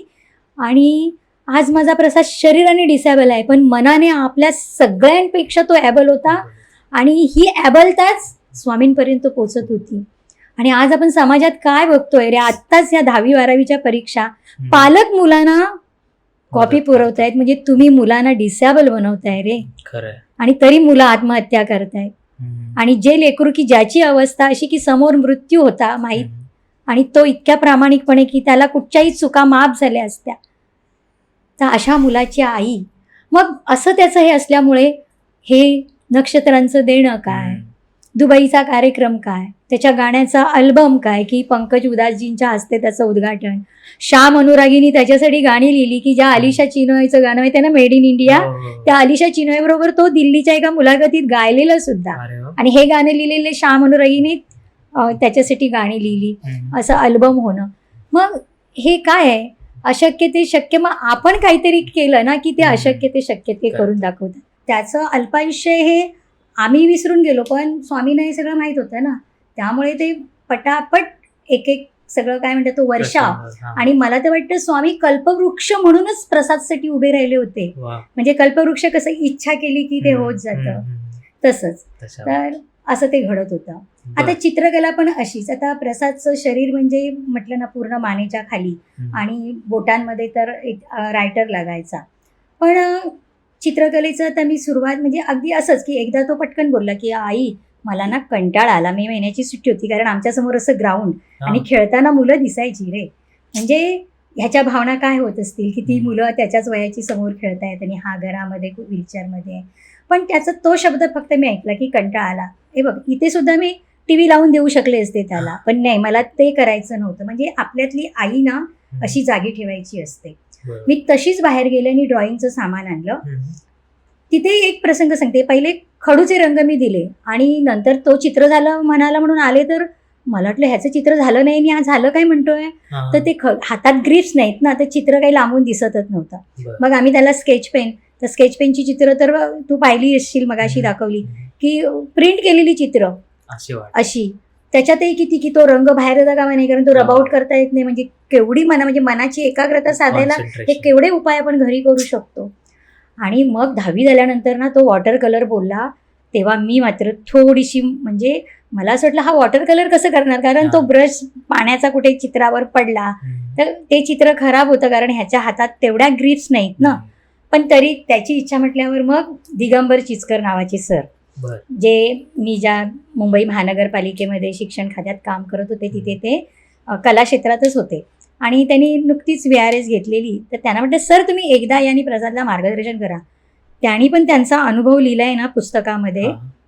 ते म्हणाले ज्यावेळी मी प्रसादला पाहिलं ना त्यावेळी आधी मला वाटलं की ह्या मुलाला मी काय चित्रकला शिकवणार, कारण ज्याचे हात असे हे काय. आणि पण म्हणे जेव्हा मी निघालो ना आणि जेव्हा मी त्याचा हात, तो प्रसाद असा कुशीवर झोपलेला बऱ्याचदा असायचा, त्यामुळे मी त्याच्या हाताला स्पर्श केला ना तर माझ्या अंगातच एक असा काही करंट आला की मी निघतानाच म्हटलं नाही, ह्या मुलाला आपण चित्रकला शिकवायची.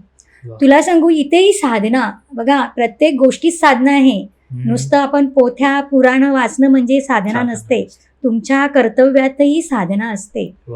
तर कसं झालं, सरांनी सुरुवातीला काय दिलं माहितीये, फक्त त्याला तू 1 महिना नुसत्या अशा रेषा काढायच्या, A4 पेपरवर पेन्सिलने रेषा काढायच्या नुसत्या 1 महिना. म्हणजे एक प्रकारे ती फिजिओथेरपी होती. मग उभ्या रेषा, मग आडव्या रेषा, अक्षरशः आम्ही असे पेपर आणून त्याला द्यायचो. पण हे बाळ ना कधी असं म्हणालं नाही की आई मी ह्या रेषा काढून काढून कंटाळलोय, कारण मुलं बघ थोडंसं केल्यावर लगेच बोर होतात, पण तसं तो करत राहायचा. आणि त्यातून काय झालं, त्याच्या बोटांमध्ये थोडी ताकद, म्हणजे ती साधना फळाला आली. स्वामीने लगेच त्याच्या बोटांमधली ताकद वाढवली आणि मग ती वॉटर कलरची एक काहीच चित्र झाली.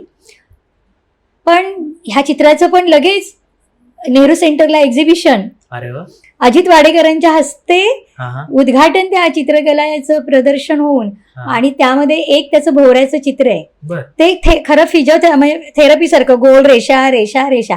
मग त्याचे सर ना हे दिगंबर जिचकर सर खूप असे हे पण, म्हणजे मला असं वाटतं ही सगळं आध्यात्मिक काहीतरी स्वामींचीच मंडळी होती आहेत. म्हणजे ते म्हणाले, मग प्रसाद तुला ह्या चित्रांमध्ये काय दिसतंय? मग तो म्हणाला मला असं, हा मग तू दाखव ना की भोवरा फिरवतोयस तूच, म्हणून असं ते त्याला ना पुश करायचे. आणि अक्षरशः चित्र काढताना दरवाजा बंद करायला सांगायचा. बर, आम्हाला कळायचं नाही. एकदा तर तो पडलाच असा, पण त्याला बोलता येईना. मग काय मी मार्ग काढला, मी त्याच्या व्हीलचेअरला एक कॉर्डलेस बेल आणून लावली. की ती कॉर्डलेस बेल पण मला आधी माहिती नव्हती. त्याच्या 10वीच्या परीक्षेच्या वेळी ना त्या शाळेत पाहिलेली मी कॉर्डलेस बेल. मग त्यामुळे तो जर असा पडला तर त्या बेलवर पडेल असं. कारण तो गाण्याचा रियाज करताना, चित्रकला करताना आम्हाला दरवाजा लावायचा. कारण त्याचं काय वर कनेक्शन चालून काय होत असेल ते त्याला आणि त्या स्वामींनाच माहिती. आणि मग असं ते चित्रकलेचं झालं. तर दुबईमध्ये तो गाण्याचा प्रोग्राम झाला तेव्हा बाहेर नुसतं चित्रांचं प्रदर्शन म्हणूनच आम्ही गेलेलो, आमचा काही बाकी हेतू नव्हता. पण तिथे नंतर कळलं की काही जणांना ती चित्र विकत हवी होती. मग प्रसादला आम्ही म्हटलं, स्वामी काय करूया? तर मला म्हणाला, आई चालेल, पण आम्ही काय केलेलं, जायच्या आधी चित्रांचं पेन ड्राईव्हमध्ये ते त्याच्या बाबांनी काहीतरी हे सॉफ्ट कॉपी करून ठेवलेल्या. तर म्हटलं चालेल, म्हणजे आपल्या आठवणीसाठी राहिली ना. पण आई ते एक चित्र तू द्यायचं नाहीस, गणपती माझा सखा. बर, ते चित्र झोपाळ्यावर गणपती बसलाय आणि हा गणपतीच्या गळ्यात हात घालून बसलाय. तर ते गणपतीचं आणि त्याचं काय नातं होतं ते मी नंतर सांगते, फक्त हा चित्राचा एवढाच अनुभव सांगते. आणि मला ते चित्र मात्र कोणाला नाही द्यायचं. हा, तर म्हटलं हो बरोबर, कारण त्याची चित्र मी त्याचीच परमिशन घेणार ना, जरी आम्ही आई वडील असलो तरी. आणि मग त्याची बरीचशी चित्र गेली, कार्यक्रम संपला आणि मग आवराआवरी सुरू झाली. तेवढ्यात एक बाई अशी अंगावर शाल घेतलेल्या आणि ते फ्रेम आणि त्याच्या असं घेऊन आल्या आणि प्रसादकडे, म्हणजे आम्हाला वाटलं तर ती फ्रेम आमची त्या परत द्यायला आल्या, कार्यक्रम संपला. पण प्रसादला काय म्हणाल्या त्या, प्रसाद हे चित्र ना मला हवंय गणपती बाप्पाचं, की तुझी आठवण म्हणून ते माझ्या घरी राहील, पण ते मला हवंय आणि किती याचे पैसे असतील तेवढे मी देईन. बर, पण प्रसाद काहीच बोलायला तयार नाही. आम्ही तर कसं काही बोलणार. मग त्या म्हणाल्या, प्रसाद तू जोपर्यंत काही सांगत नाहीस तोपर्यंत मी इथून हलणार नाही. तर प्रसादला पण होयही बोलता येईना, नाही बोलता येईना. मग मी प्रसादला थोडं म्हटलं की सोनू बघ, आपण एवढाच विचार करूया की तुझी कला आहे ना दुबईपर्यंत राहिली आहे, तिथे झळकते त्यांच्या घरामध्ये, असं गणपतीचे आशीर्वाद तर तुला आहेतच. मग तो कसा तरी तयार झाला, पण आम्ही त्या चित्राचे पैसे घेतले नाही. आम्ही ते चित्र त्यांना दिलं. आणि काही दिवस गेले, हा काय म्हणतो माहिती आहे, आई तुझं बाळ जर कोणी मागितलं तर तुला काय वाटेल ग? लगेच मी त्याला खुशीत घेतलं आणि म्हटलं, नाही नाही सोनू, माझं बाळ नाही मी कोणाला देणार. मला म्हणतो, आई तुला माहिती आहे ते माझं गणपती बाप्पाचं चित्र आहे ना, ते जेव्हा त्या बाईने नेलं ना तेव्हा मला आपलं तसंच दुःख झालं ग. त्यावेळी माझ्या डोळ्यातनं घळाघळा पाणी यायला लागलं, कारण त्यांनी प्रत्येक त्याचं जे वॉटर कलरचं चित्र जे होतं ना त्याची निर्मिती अशी होती, कारण अक्षरशः एवढीच हालचाल असं असं करायचं आणि असं करता करता त्याचा स्पायनल पण एकदम सी आकाराचा झालेला, बरगड्या, मग आम्हाला नंतर ऑपरेशन करावं लागलं, बरगड्या एकमेकाला चिकटून पेनिंग व्हायचं त्याला. आणि अशा ज्यात म्हणजे एखादी आई प्रसव वेदनेनंतर, त्या प्रसव वेदना किती कठीण असतात, पण जेव्हा मग बाळाची निर्मिती होते, जन्म देते, तेव्हा तो कसा आनंद असतो, तसं प्रत्येक चित्र त्याचं होतं. आणि त्यामुळे त्याच्या भावना, म्हणजे एक मुलगा असून तो कोणत्या लेवलला बोलत होता. आणि मला खरंच तेव्हा म्हटलं, सोनू म्हणजे तिथे त्याची समजूत घातली, म्हणजे असं त्याला पैशाची हाव नव्हती, काही नाही की चला आपल्याला पैसे मिळत आहेत म्हणून ते चित्र जाऊ दे, म्हणजे असे हे त्याचे चित्रकलेचे अनुभव. आणि मग ह्या सगळ्या प्रवासात त्याला वेगवेगळे बक्षिसं वगैरे मिळत होती, पुरस्कार तर अनेक मिळाले, पण राष्ट्रीय बालश्री पुरस्कार हा सगळ्यात महत्वाचा पुरस्कार, की जसा मोठ्यांना पद्मश्री मिळतो तसा हा बालश्री पुरस्कार. पण आता हा बंद आहे. ह्या पुरस्कार मध्ये मला कळलं, कारण मला अशाच एका मुलासाठी पाठवायचं होतं असं, कारण हा स्पर्धेतून मिळणारा. जिल्हा लेवल, वेस्ट लेवल असं, आणि शेवटी अंतिम दिल्लीला त्याचा अंतिम राऊंड ते NDAचे परीक्षक असं. बरं. आणि प्रसाद प्रत्येक पातळीवर निवडत गेला.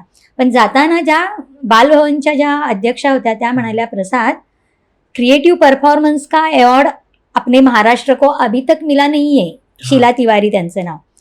तर मला आशा आहे की तू ते मिळवशील. आणि आम्ही दिल्लीला गेलो प्रत्येक त्या हे करून, आणि म्हणजे त्या स्टेज पार करत. तिथे फक्त काय होतं, तिथे बरोबर जे शिक्षक एस्कॉर्ट म्हणून आलेले त्यांनाही प्रवेश नाही, कोणालाच नाही. फक्त त्यांची मंडळी आहे जिथे स्पर्धा व्हायची तिथे त्या ऑडिटोरियममध्ये. फक्त प्रसादला दुसरं कोणीच उचलू शकत नव्हतं, कारण तो मानेतून पडायचा, कमरेतून पडायचा. त्यामुळे आम्हाला फक्त साईडला बसायची परमिशन. त्यामुळे ती स्पर्धा मी अनुभवलेली. तर तो पुरस्कार त्याला मिळाला. पण त्या स्पर्धेत क्रिएटिव्हिटी फार महत्वाची आहे, पोपटपंची ज्ञान नाही. म्हणजे तुला सांगू, लिटिल चॅम्प किंवा सारेगम मध्ये जिंकलेली मुलं पण त्याच्यामध्ये होती, पण त्यांना बालश्री मिळालं नव्हतं. कारण तुम्ही पाठांतर करून मिळालेलं ज्ञान आणि सृजनशीलता यात जमीन आसमानाचा फरक आहे. आणि शेवटचा राऊंड सृजनशीलतेचा होता.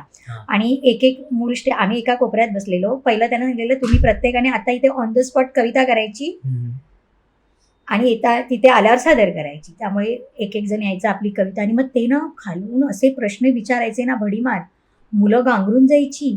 आणि काही म्हणजे नृत्य का असेल तर त्याला ते सांगायचे काहीतरी तू अभिनय कर, काहीतरी वेगळं. आता आम्ही फक्त स्तब्ध असे नामस्मरण करत शांत जे काही होईल ते. मग प्रसादला फक्त आम्ही स्टेजवर बसून दिलं. फक्त प्रसादच्या बाबांना जाताना सांगितलं, त्याला पोझिशन मिळाल्याशिवाय खाली उतरू नका, कारण जर पोझिशन नाही मिळाली तर तो पडू शकतो. पोझिशन म्हणजे तो शेवटी त्याचा जो बाक असा आलेला ना त्याच्यावरच तो जास्त बसायचा असं. आणि बाजूला अशा सपोर्टला सगळ्या उषा वगैरे. तर प्रसाद पहिली कविता त्यांनी पावसावर कविता केलेली ती, मग ती चालीवर म्हणून दाखव, मग ती म्हणून दाखवली. मग अमुक काही एक गीत आहे ते पोवाडा आहे, मग तो पोवाडा लावणीच्या चालीवर म्हणून, असे उलटसुलट प्रश्न त्या क्रिएटिव्ह राऊंडमध्ये. आणि प्रसादला काय सांगितलं माहितीये त्या परीक्षकांनी, प्रसाद व्हीलचेअरमध्ये बसलेला, त्यांनी ते पाहत आहेत, पण त्याला त्यांनी असं सांगितलं की प्रसाद तू ना म्हणजे मी मराठीत सांगते, माझं हिंदी एवढं म्हणजे शुद्ध नाही. तर प्रसाद आता तू आम्हाला जंगलाचा प्रसंग निर्माण करून दाखवायचा इथे. आम्ही म्हणजे प्रसाद व्हीलचेअरमध्ये बसलेला आणि जंगलाचा प्रसंग असं आम्ही म्हणजे सुन्न झालेलो. आणि तेवढ्यात ते माईक होते ना त्यामुळे ते सगळं ऐकू येत होतं. तेवढ्यात प्राण्यांचे पक्ष्यांचे आवाज सुरू झाले, म्हणजे आम्ही जंगलात पोचलो. म्हणजे ह्यानी व्हीलचेअरमधून जंगलाची वातावरण निर्मिती केली वेगवेगळे आवाज काढून. कारण ते ना त्याला मला माहित होतं की शाळेमध्ये जोशी सरांनी एकदा कधीतरी शिकवलेले होते, त्याचा म्हणजे कोणत्या गोष्टीचा कुठे योग्य वापर करायचा. आणि मग आता बघा जंगलात जातोय ना, मग आता तो व्हीलचेअर बसून चालणार कसा, मग ते व्हीलचेअरला त्यांनी असं धरलेलं ना तर तो थोडा थोडा असा हालायला लागला की मैं एक दिन ऐसा जंगल में जा रहा था, आणि तो सिच्युएशन सांगायला लागला आणि असं असं असं चालल्याची ऍक्शन थोडी. त्याच वेळी आमचं धडधडत बापरे हे असताना तो ह्याच्यात कुठे पडला. आणि मग शेवटचा एंड त्याने इतका छान केला ना की मग त्याने ते वातावरण जंगलात, आणि तेवढ्यात जंगल म्हटल्यावर प्राणी, मग एक साप त्याच्या मागे लागला, हे सगळं तो सांगतोय ना. आणि मग त्यामुळे तो जोरात म्हणजे जोरात जरा चालायची ऍक्शन, त्यामुळे आमची इकडे धडधड वाढते कारण हा जोरात ऍक्शन करतोय. पण नाही, स्वामी सांभाळत होते ना त्याला कारण तिथे. पण ते आम्हाला काय माहित असणार, स्वामी थोडेच आम्हाला दिसणार. तर स्वामी त्याला सांभाळत होते. ह्याने फास्ट चालायची पण ऍक्शन, कारण साप मागे लावल्यावर हा जोरात धावणार. आणि मग शेवटी एंड काय केला त्याने, शेवटी असं सांगितलं की हे नागराज मैं घर जाके तेरी पूजा करूंगा, लेकिन अभी तू मेरा पीछा छोड़ दो. अरे ते परीक्षक उभे राहिले NDAचे, ते सगळे मोठी मोठी मंडळी नॅशनल स्कूल ऑफ ड्रामाची, आणि त्यांनी स्टँडिंग ओवेशन देऊन टाळ्या वाजवल्या. आणि त्या सगळ्या मुलांना सांगितलं की ये इज क्रिएटिव्हिटी आहे, ह्याला क्रिएटिव्हिटी म्हणतात, सृजनशीलता ह्याला म्हणतात. आज तीच महत्वाची आहे रे. असं जरी आपण 100% मार्क मिळवले सगळं झालं तर सृजनशीलताच फार महत्वाची आहे ना. म्हणजे असा तो बालश्री पुरस्कार, आणि आपल्या महाराष्ट्राला सृजनशील सादरीकरणाचा पहिला पुरस्कार त्यांनी मिळवून दिला. मग त्या खूप सगळे सन्मान, मान सन्मान, त्यावेळी शाही तो खादीचा ड्रेस, सगळं शाही थाट पुरस्काराच्या वेळी. आणि काय झालं, ह्याला पुरस्कार मिळाला ना बालश्री, त्यावेळी डॉक्टर KR नारायणन राष्ट्रपती होते. बरं. मग त्यांच्या सौच्या हस्ते मुलांचे पुरस्कार दिले जायचे. हां. आणि 1-2 वर्ष गेली आणि डॉक्टर APJ अब्दुल कलामजी राष्ट्रपती झाले. हां. प्रसादने बातम्यांमध्ये वगैरे ते ऐकलं. आणि आम्ही असं कसं आमचं एक ठरलेलं होतं की ऑफिसमधून मी आले की पहिली पर्स ठेवली की पहिला वेळ प्रसादचा. हां. आमच्या दोघांच्या गप्पा, तो त्याच्या शाळेत झालेलं काय सांगायचं. म्हणजे मी ह्या निमित्ताने पालकांना सांगते की तुम्ही आत्ता जर मुलांना योग्य वेळी वेळ दिलात तर पुढे जाऊन ही मुलं तुम्हाला वेळ देतील. कारण मी एका वृद्धाश्रमाची जबाबदारी पण 3 वर्ष सांभाळली आहे. मग आपण नंतर म्हणतो मुलं आपल्याला वेळ देत नाही, पण जेव्हा त्यांची गरज असते तेव्हा आपल्याला त्यांना वेळ दिलाच पाहिजे. तर त्या ह्याच्यात मला एकदा कसं म्हणतो, आई यावर्षीची बालश्रीची मुलं ना भाग्यवान आहेत. म्हटलं का रे, तू पण भाग्यवान आहेस ना, तुला पण बालश्री मिळालं. तसं नाही ग आई, हे राष्ट्रपती अनमॅरिड आहेत, त्यामुळे ना यावेळी पुरस्कार डायरेक्ट ह्यांच्या हातूनच. म्हणजे काय तो विचार त्याने केलेला. बरं, त्याने विचार केला, त्याच्यासाठी थोडं हसू आलं सगळं. पण माझ्यामधली आई वेगळा विचार, कारण आपल्या बाळाचं पुढे काय माहीत नाहीये. मग ह्याच्या मनात राष्ट्रपतींना भेटायचं तर नाहीये ना, APJ अब्दुल कलामजींना, पण आता कशी काय भेट होणार असं. आता यावर्षी पुरस्कार मिळणार आणि योगायोगाने आपण बघा पेरतो तेच उगवत असतं. पण आपण काय पेरतो, तर आम्ही प्रसाद नंतर मनश्री सोमन म्हणून एक ब्लाइंड मुलगी आहे, तिचेही टीव्हीवर अनेक इंटरव्ह्यू वगैरे झालेले आहेत. तर तिला पूर्ण वर्ष प्रसादने आणि मी मार्गदर्शन केलं होतं आणि तिलाही बालश्री पुरस्कार त्यावर्षी होता. म्हणजे तिला तो अब्दुल कलामजींच्याच हस्ते मिळणार होता.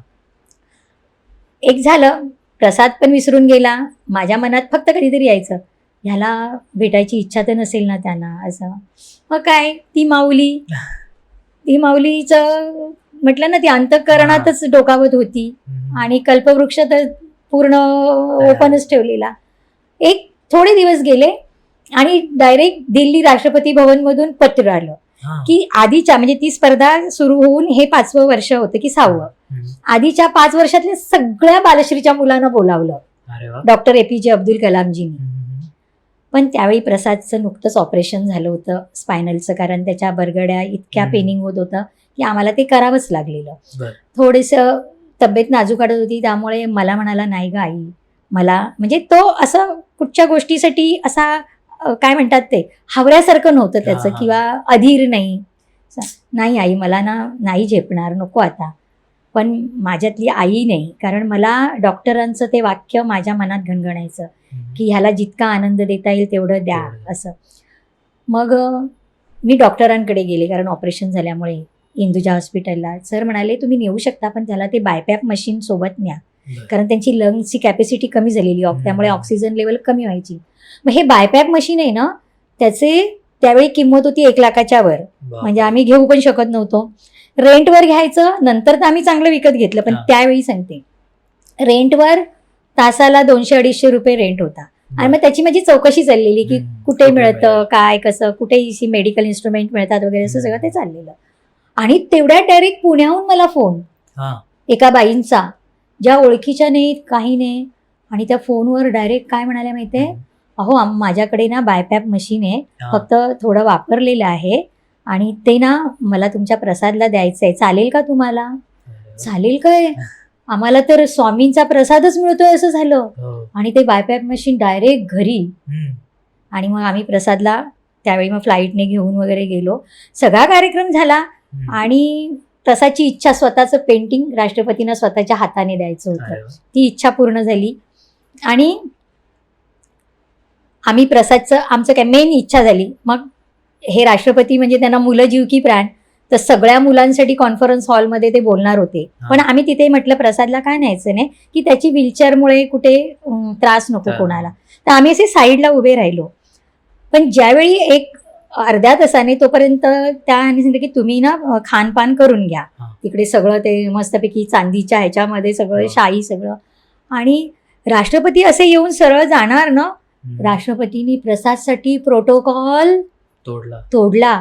ते वळले इकडे प्रसादकडे, म्हणजे आम्ही एका साईडला प्रसादला घेऊन, आणि तिथे आले. त्याबरोबर त्यांचे ते सगळे स्वीय सचिव वगैरे, त्यांची सगळ्यांची गडबड, त्यांनी बाकीच्या लोकांना असं बाजूला केलं पटापट आणि म्हणजे एक त्यांचा मार्ग तयार केला. मग ते आले खरंच सांगू ही देव माणसं ना, कारण आपले राष्ट्रपती पण त्यांची पण आध्यात्मिक लेवल वेगळी होती. हो. त्यांचा आवाज होता ना, तो असं जाई जुईचं कोमल फुल ना तसं. आणि ते ना इंग्लिशमध्येच म्हणजे त्यांनी विचारलं की ह्यानी काही खाल्लं का, तर माझे तर ततपपच व्हायला लागलं. हो. म्हटलं हाँ हाँ इसने ना खाया है, मैंने अभी इसको खिलवाया है. तेवढ्यात ते लगेच ना त्यांच्या स्वीय ते सचिव होता त्या, ब्रिंग सम स्वीट, एवढ्या कोमल आवाजात बोलले ना. तर मी म्हणते म्हणजे ह्याला मी भरवलंय. प्रसाद तर आमचा एकदम हेच झाला की एवढे राष्ट्रपती जवळ. आणि मला पहिलं वाटलं की ते डिश, मग ते डिश ना असं मला धरायला सांगायला लागले, तर मलाही काही कळेना. मला वाटलं काही ते मला सांगते तुम्ही बरोबर. भरवा, म्हणून मी म्हणते त्यांनी आता खाल्ले. पण नाही, त्यांनी डिश मला धरायला सांगितली आणि स्वतः म्हणजे केकचे ते पीस आणि काहीतरी स्वीट होतं आणि प्रसादला त्यांनी स्वतःच्या हाताने भरवलं. वा. सम आयुष्यातला सोन्याचा जो सुवर्ण क्षण म्हणतात आणि सुवर्ण दिवस ना, तो आमच्यासाठी होता. कारण राष्ट्रपतींच्या हाताने अनेक जणांनी पुरस्कार घेतले आहेत, पण राष्ट्रपतींनी भरवणं हाताने म्हणजे केवढा मोठा हा सन्मान प्रसादचा झाला. म्हणजे स्वामी माऊली काय काय असं देत होती ना खरंच. आणि त्यावेळी म्हणजे खरंच की आम्हाला फक्त एक नामस्मरण आणि प्रामाणिकपणे जे काही करायचे ते प्रामाणिकपणे बस आपली कर्तव्य, त्यात कुठे एक्सक्यूज नाही. पण ही स्वामी माऊली हे सगळं काही असं फिरवत होती ना, हे असे एक एक एक एक अनुभव म्हणजे ते गुरूंचं सांगते. एक प्रसाद असा व्हीलचेअरमध्ये बसायचा आणि चिचकर सर चित्रकलेचं मार्गदर्शन करत होते म्हणून प्रसाद, आणि मी ऑफिसला होते. प्रसादचे बाबा म्हणाले सर मी थोडा वेळ जाऊन येतो. मग त्याची ना पोझिशन कसं जरा वेळाने पाय बदलावा लागायचा वगैरे. आणि पण आपल्या गुरुना कसा पायाला हात लावायला सांगायचा, कारण त्याला रग लागलेली पायाला. पण बाबाने यायला थोडा उशीर झाला, थोडंसं जरा सरांना कळत होतं त्याच्या चेहऱ्यावरून, त्याला पेनिंग होत होतं. आणि मग बाबा आल्यावर त्यांनी करून घेतलं, तर सर म्हणाले अरे प्रसाद मी केलं नसतं का. नाही सर तुम्ही माझे गुरु आहात ना. केवढं माझे लेकरू म्हणजे गुरुप्रती किती आदर हा. मग काय नाही ती गुरुमाऊली अशी अनुभव देणार. खरंय ताई, प्रसाद एवढा मल्टी टॅलेंटेड होता. सगळ्या गोष्टी तो म्हणजे जसं तुम्ही सांगितलं की डॉक्टर APJ अब्दुल कलामांनी प्रोटोकॉल तोडून ते स्वीट जे असेल ते त्याला भरवलं होतं. ह्या सगळ्या गोष्टी एका बाजूला चालू होत्या आणि एका बाजूला जे डॉक्टरांनी सांगितलं होतं हेही तुमच्या मनात कंटिन्युअसली होतं. तर मग तो एक जो त्याला कसं आता हे करूयात की तो शेवटचा जो काळ होता प्रसादचा, त्यावेळी तुम्ही तुमच्या मनात काय चाललं होतं, काय एक्झॅक्टली घडत होतं, किंवा तो काय म्हणायचा, ह्या बाबतीत आम्हाला थोडं सांगा. कसं झालं की तो काळ खरंच खूप असा एक वेगळा काळ होता. पण त्याच्यामध्ये सगळ्यात पहिलं प्रसाद तोपर्यंत मेडिटेशन करायला लागलेला. बरं. म्हणजे कांचन सोनटक्के ताईनीच एकदा आम्हाला सांगितलेलं अमुक एका ठिकाणी प्रसादला घेऊन जा. आम्ही तिथे गेलो, पण त्या मॅडमने आम्हाला आत नाही घेतलं, फक्त प्रसादला आम्ही आत सोडलं. मला स्वतःला तेव्हा मेडिटेशन काय असतं एवढं माहीत नव्हतं. अच्छा. पण प्रसाद त्यावेळी जो जास्त झोपून राहायचा ना, बसणं कमी झालं. संध्याकाळी सांगायचं लाईट बंद करा आणि आई बाबा पप्पा तुम्ही दोघं जरा वेळ इकडे येऊ नका. मग मी किचनमध्ये माझं काम करत राहायचे, किंवा आमचं छोटंसं गॅलरी रूम होता, हाफ रूम असा, असं स्टाफ क्वार्टरचीच आमची ती जागा होती. आणि मग जेव्हा त्याचं मेडिटेशन व्हायचं त्यावेळी मग तो हाक मारायचा की पप्पा लाईट लाव किंवा आई लाईट लाव. त्यावेळी मी पाहिलं त्याचा चेहरा, म्हणजे आधी ज्यावेळी तो मेडिटेशनला सुरुवात करण्यापूर्वीचा चेहरा आम्ही पाहिलेला असायचा, आणि मेडिटेशन पूर्ण झाल्यानंतर पूर्ण त्याचा असा चेहरा लाल गुलाबी तेजस्वी झालेला असायचा. आणि एकदा आमचे पॅरेस भाऊ म्हणून आत्ताच त्यांनी देह सोडला, ते साईबाबांचे प्रचंड भक्त, तर ते कधी कधी प्रसादला भेटायला यायचे. तर त्यांनी प्रसादला त्या अवस्थेत पाहिल्यावर ते एकच बोलले, शरयू हा बघ हा आपल्यात नाही आता, ह्याचा डायरेक्ट तिकडे संवाद चाललेला आहे. अच्छा. असं ते बोलले होते. आणि नंतर काय झालं की जाण्याआधी प्रसादच्या काही सत्व परीक्षा पण स्वामींनी घेतल्या, कारण तो एक वेगळाच आत्मा इथे त्यांनी पाठवला होता. कदाचित त्याची आमची तर होती नाही, त्याचीही सत्व परीक्षा होती. तर त्या ह्याच्यामध्ये गणपतीचं त्याचं एक नातं अतूट होतं. गणपतीचं त्याचं नातं असं अतूट होतं की त्याचं प्रत्येक जी बातमी आहे त्याची गुड न्यूज त्या दिवशी मंगळवार किंवा संकष्टी असायची. हे एक. आणि मला पहिलं अथर्व शीर्षक अर्थ नाही, काही नाही. पण मी एकदा एका शाळेत गेले. पायऱ्या चढतानाच तिथे प्रार्थना चालू झालेली आणि वैशंपायन मॅडम म्हणून मुलांचं अथर्व शीर्षक घेत होत्या. आणि ते ऐकतानाच ना मला इतकं असं छान वाटलं की मी त्याच क्षणी ठरवलं की प्रसादला आपल्या हे अथर्व शीर्षक म्हणता आलं पाहिजे. पण मी कधी प्रसादला म्हणजे आपण आपल्या मुलांना ना फोर्स नाही करायचा की हे तू कर, मला वाटतं म्हणून कर नाही म्हणायचं. पण आपण अशी परिस्थिती निर्माण करायची. पण ही बुद्धी सुद्धा ती माऊलीच देते आपल्याला, हे मी सांगेन. तर मी काय करायला लागले, सुरेश वाडकरांच्या आवाजातलं जे अथर्व शीर्ष आहे ते घरामध्ये मंद आवाजात लावायची. 1-1.5 महिना गेला असेल ह्याचं पूर्ण पाठ झालं. मग ते अथर्व शीर्ष तो रोज म्हणायचा. म्हणजे अक्षरशः काही ठिकाणी गणपतीला आम्ही गेलो की मी सांगायची, स्वामी तू इथे माईकवर अथर्व शीर्ष म्हण. नुसतं ते गणपतीची मजा नाही. आपण पण काही गोष्टी अशा केल्या पाहिजेत ना. खरं तर आमच्या घरात ह्या काही खूप परंपरा नव्हत्या, साधं असं बस. इवन मी प्रसादची मुंज सुद्धा केली. खरं आमच्यामध्ये मुंज वगैरे काही करत नाही, पण कुठून प्रेरणा झाली आणि प्रसादची मुंज मी केली. त्यामध्ये तू फोटो पाहशीलच. त्यावेळी आम्हाला कळलं की हा अजान भाऊ आहे. पण ते गुरुजी म्हणाले, अहो मी अनेक ठिकाणी मुंज करतो, पण तेव्हा तो गायत्री मंत्र हा म्हणे पटकन म्हणाला. तर म्हणजे आदल्या जन्मीच्या काही गोष्टी असतातच ना, नक्कीच असं. आणि प्रसादचं जे त्याच्या घरी जाणं झालं त्या दिवशी सुद्धा पितृपक्षातली अंगारक संकष्टी जो योग 7 वर्षाने असतो. प्रत्येक पितृपक्षामध्ये संकष्टी असते, पण अंगारक योग 7 वर्षानेच येतो. आणि तो बरोबरच ते मी शेवटी सांगेन की ते चक्र कशी स्वामींनी फिरवली. तर असं त्याचं आणि गणपतीचं नातं होतं. आणि म्हणूनच ते गणपतीचं चित्र देताना तो असं बोलला ना, म्हणजे केवढं त्याचं दृढ नातं होतं. स्वामींच्या अनेक लीला आतापर्यंत आपण ऐकतो, अनेक जणांच्या बाबतीत ह्या घडलेल्या असतात. पण एकाच व्यक्तीच्या बाबतीत अनेक लीला, हे मात्र माझ्या प्रसादच्याच बाबतीत आम्ही अनुभवलं. असाच एक प्रसंग हॉटेल ताज, की जो शब्द जी इच्छा ही आई विसरली, पण ती ब्रह्मांड माऊली मात्र विसरली नाही. आणि योग्य वेळी तो शब्द ती इच्छा तिने कशी पूर्ण केली, ही तर ती स्वामींचीच लीला. कसं झालं की लहानपणी आम्ही प्रसादला ना गेटवे ऑफ इंडियाला सुट्टीच्या दिवशी फिरायला जायचो. आणि गेटवे ऑफ इंडियाच्या बाजूलाच हॉटेल ताज आहे.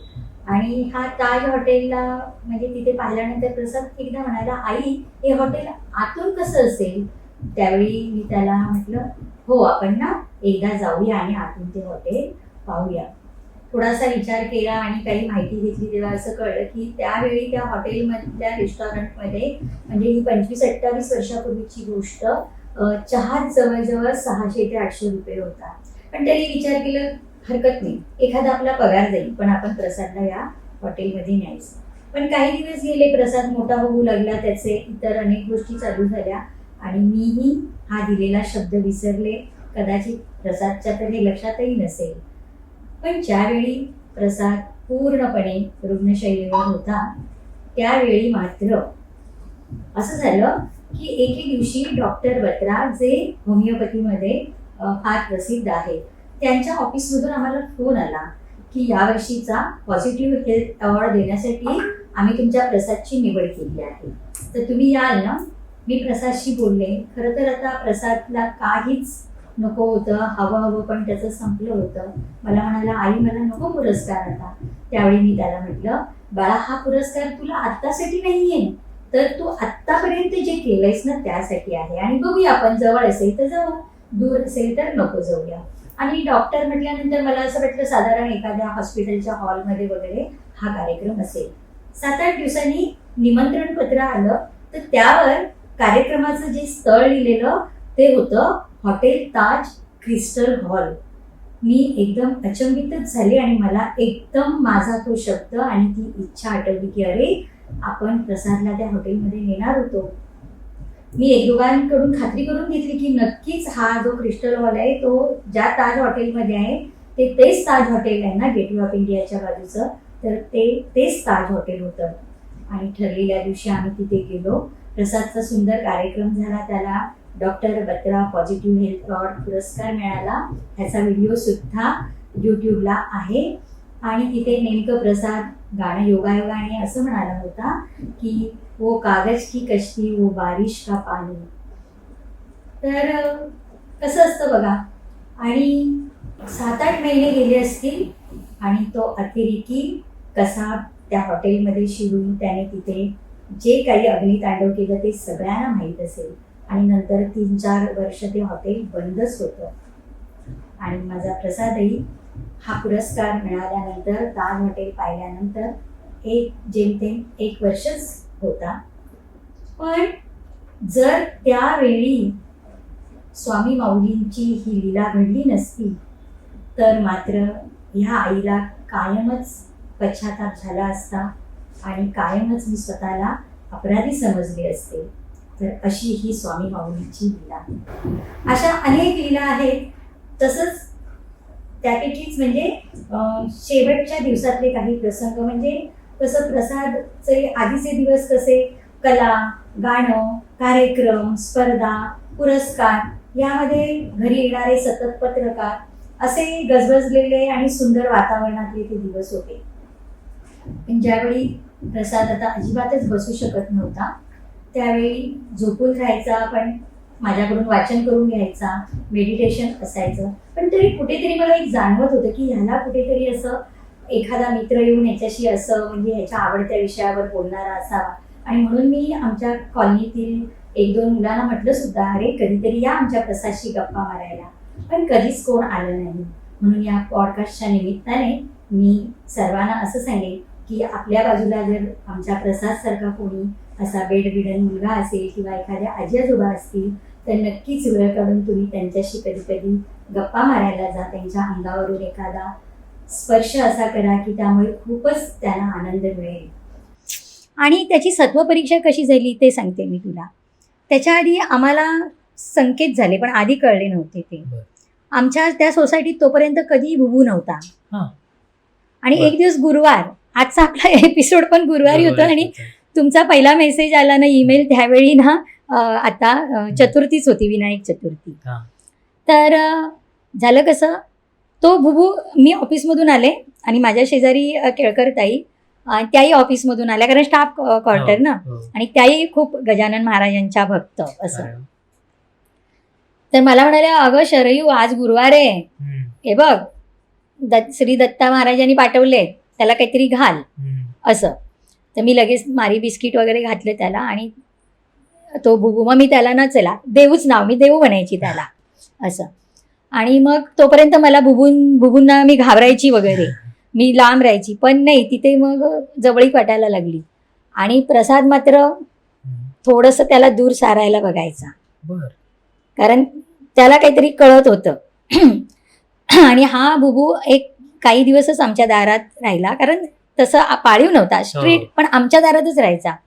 आणि बरोबर 2 दिवस त्यांनी अन्न सोडलं. तर मी म्हटलं, अरे बुबू, देऊ का येत नाही. मग एक दिवस मी सोसायटीत बघायला गेले, आमच्या 5-6 त्या विंग होत्या. तर एका ठिकाणी तो गप्प शांत बसून होता. तर मी तिथपर्यंत जेवण नेलं, पण त्यांनी नाही काही खाल्लं.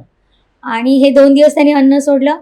आणि 3ऱ्या दिवशी सकाळी मी देवासमोर, म्हणजे माझी पूजा वगैरे चाललेली, तेवढ्यात आमची ती सोसायटीची जी सफाई करणारी ताई होती, ती मॅडम ओ आपका देऊ आहे ना उधर गिरा आहे असं सांगायला लागली. मी नमस्कार ठेवला, पूजा थोडीशी, आणि धावत गेले. तर देऊ तिथे पडलेला होता. मग तिलाच म्हटलं, जरा तू उचल ग. आणि मी धावत पुढे आले आणि मिस्टरांना रडतच सांगायला लागले. तर तरी प्रसाद ना असं काहीतरी किंचित मला, म्हणजे त्याला काहीतरी समजत होतं असं. आणि देऊला आमच्या दारामध्ये आणलं. साधारण ती 7:45ची वेळ होती. आणि तिथे ठेवलं आणि मी त्याला पाणी पाजलं आणि देऊने प्राण सोडला. तर हा संकेत होता, कारण पुढे अशाच गोष्टी घडणार होत्या. आणि त्या दिवशी प्रसाद म्हणाला, आई आज मोदक कर, आजीला म्हणाला. त्या दिवशी त्याची आजी आलेली, मला आज मोदकच खायचं आहे. मग हे पुढे कसं झालं ते मी सांगते. मधल्या काळात काय झालं, एक दिवस, म्हणजे आधी वर्षभर आधी पितृपक्षच होता. ह्यांच्या बाबांचं श्राद्ध होतं, ते पितृपक्षात असतं ते, म्हणून हे क्रॉफर्ड मार्केटच्या घरी गेलेले. त्या म्हणजे आम्ही पूर्वी जे अगदी राहत होतो चाळ सिस्टीममध्ये तिथे. आणि संध्याकाळी 5:30-6:30 प्रसाद मला म्हणाला, आई माझं म्हणजे त्याचे कायम पांढरे कपडे, हा. पांढरा लेंगा आणि वर पांढरा मलमलचा कुर्ता. हम्म. मला म्हणाला, आई माझ्या ना काहीतरी सुळसुळते पोटाकडे. तर मी त्याचं असं थोडासा कुर्ता, तर मला 2 छोट्या बारीक मुंग्या दिसल्या. तर मी अशा झटकल्या. तर अजून एक मी म्हटलं असं काय, म्हणून मी त्याच्या लेंग्याची गाठ अशी ओपन केली.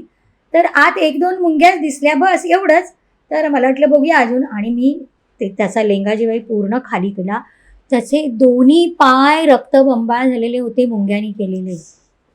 मुंग्या जाऊन एवढं रक्त, पण एवढ्या मुंग्या त्याला चावलेल्या, आणि ते असं म्हणजे ते लालसर त्याचं आतलं स्किन जाऊन, आणि ते रक्ताचे बारीक बारीक ओघळ असे.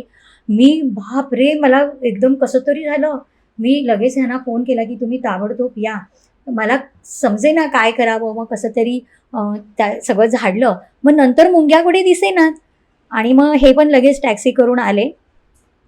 आणि आम्हाला वाटलं की कुठे अन्नाचा कण वगैरे, कारण आम्ही बेडवरच बसून त्याला भरवायचो ना, आणि आम्ही त्याच्यासाठी खूप स्वच्छता पाळायचो, कारण त्यालाच खूप स्वच्छता लागायची. तर ह्यांनी लगेच प्रसादला आम्ही खाली असं बेडवर झोपवलं आणि पाहिलं, कुठे एक मुंगी नाही किंवा काहीच नाही. आणि त्या मुंग्या नंतर गेल्या, आणि त्याच्या जखमाना दुसऱ्या दिवशी एकदम पटकन बऱ्या झाल्या त्या. बर. म्हणजे ही त्याची सत्वपरीक्षा अशी की हा अजून देहाच्या मायेत तर नाहीये ना, अशी ती त्याची सत्वपरीक्षा घेतली गेली होती. आणि हे जे देवभूचं सांगितलं ना, तर सेम पुढे हे तसंच घडणार होतं तो क्षण. आणि मग मला फक्त एकदाच, म्हणजे आधी चांगलं एक प्रसादला कसं होतं, कशा गोष्टी घडल्या, आईची खुशी म्हणजे खूप, म्हणजे तो असं म्हणा, आई मला पोटात घे ना. मग त्याला, कारण रात्री मिस लागायची ना, कारण बाबा नाईटला जायचे, मग माझ्या खुशीतच.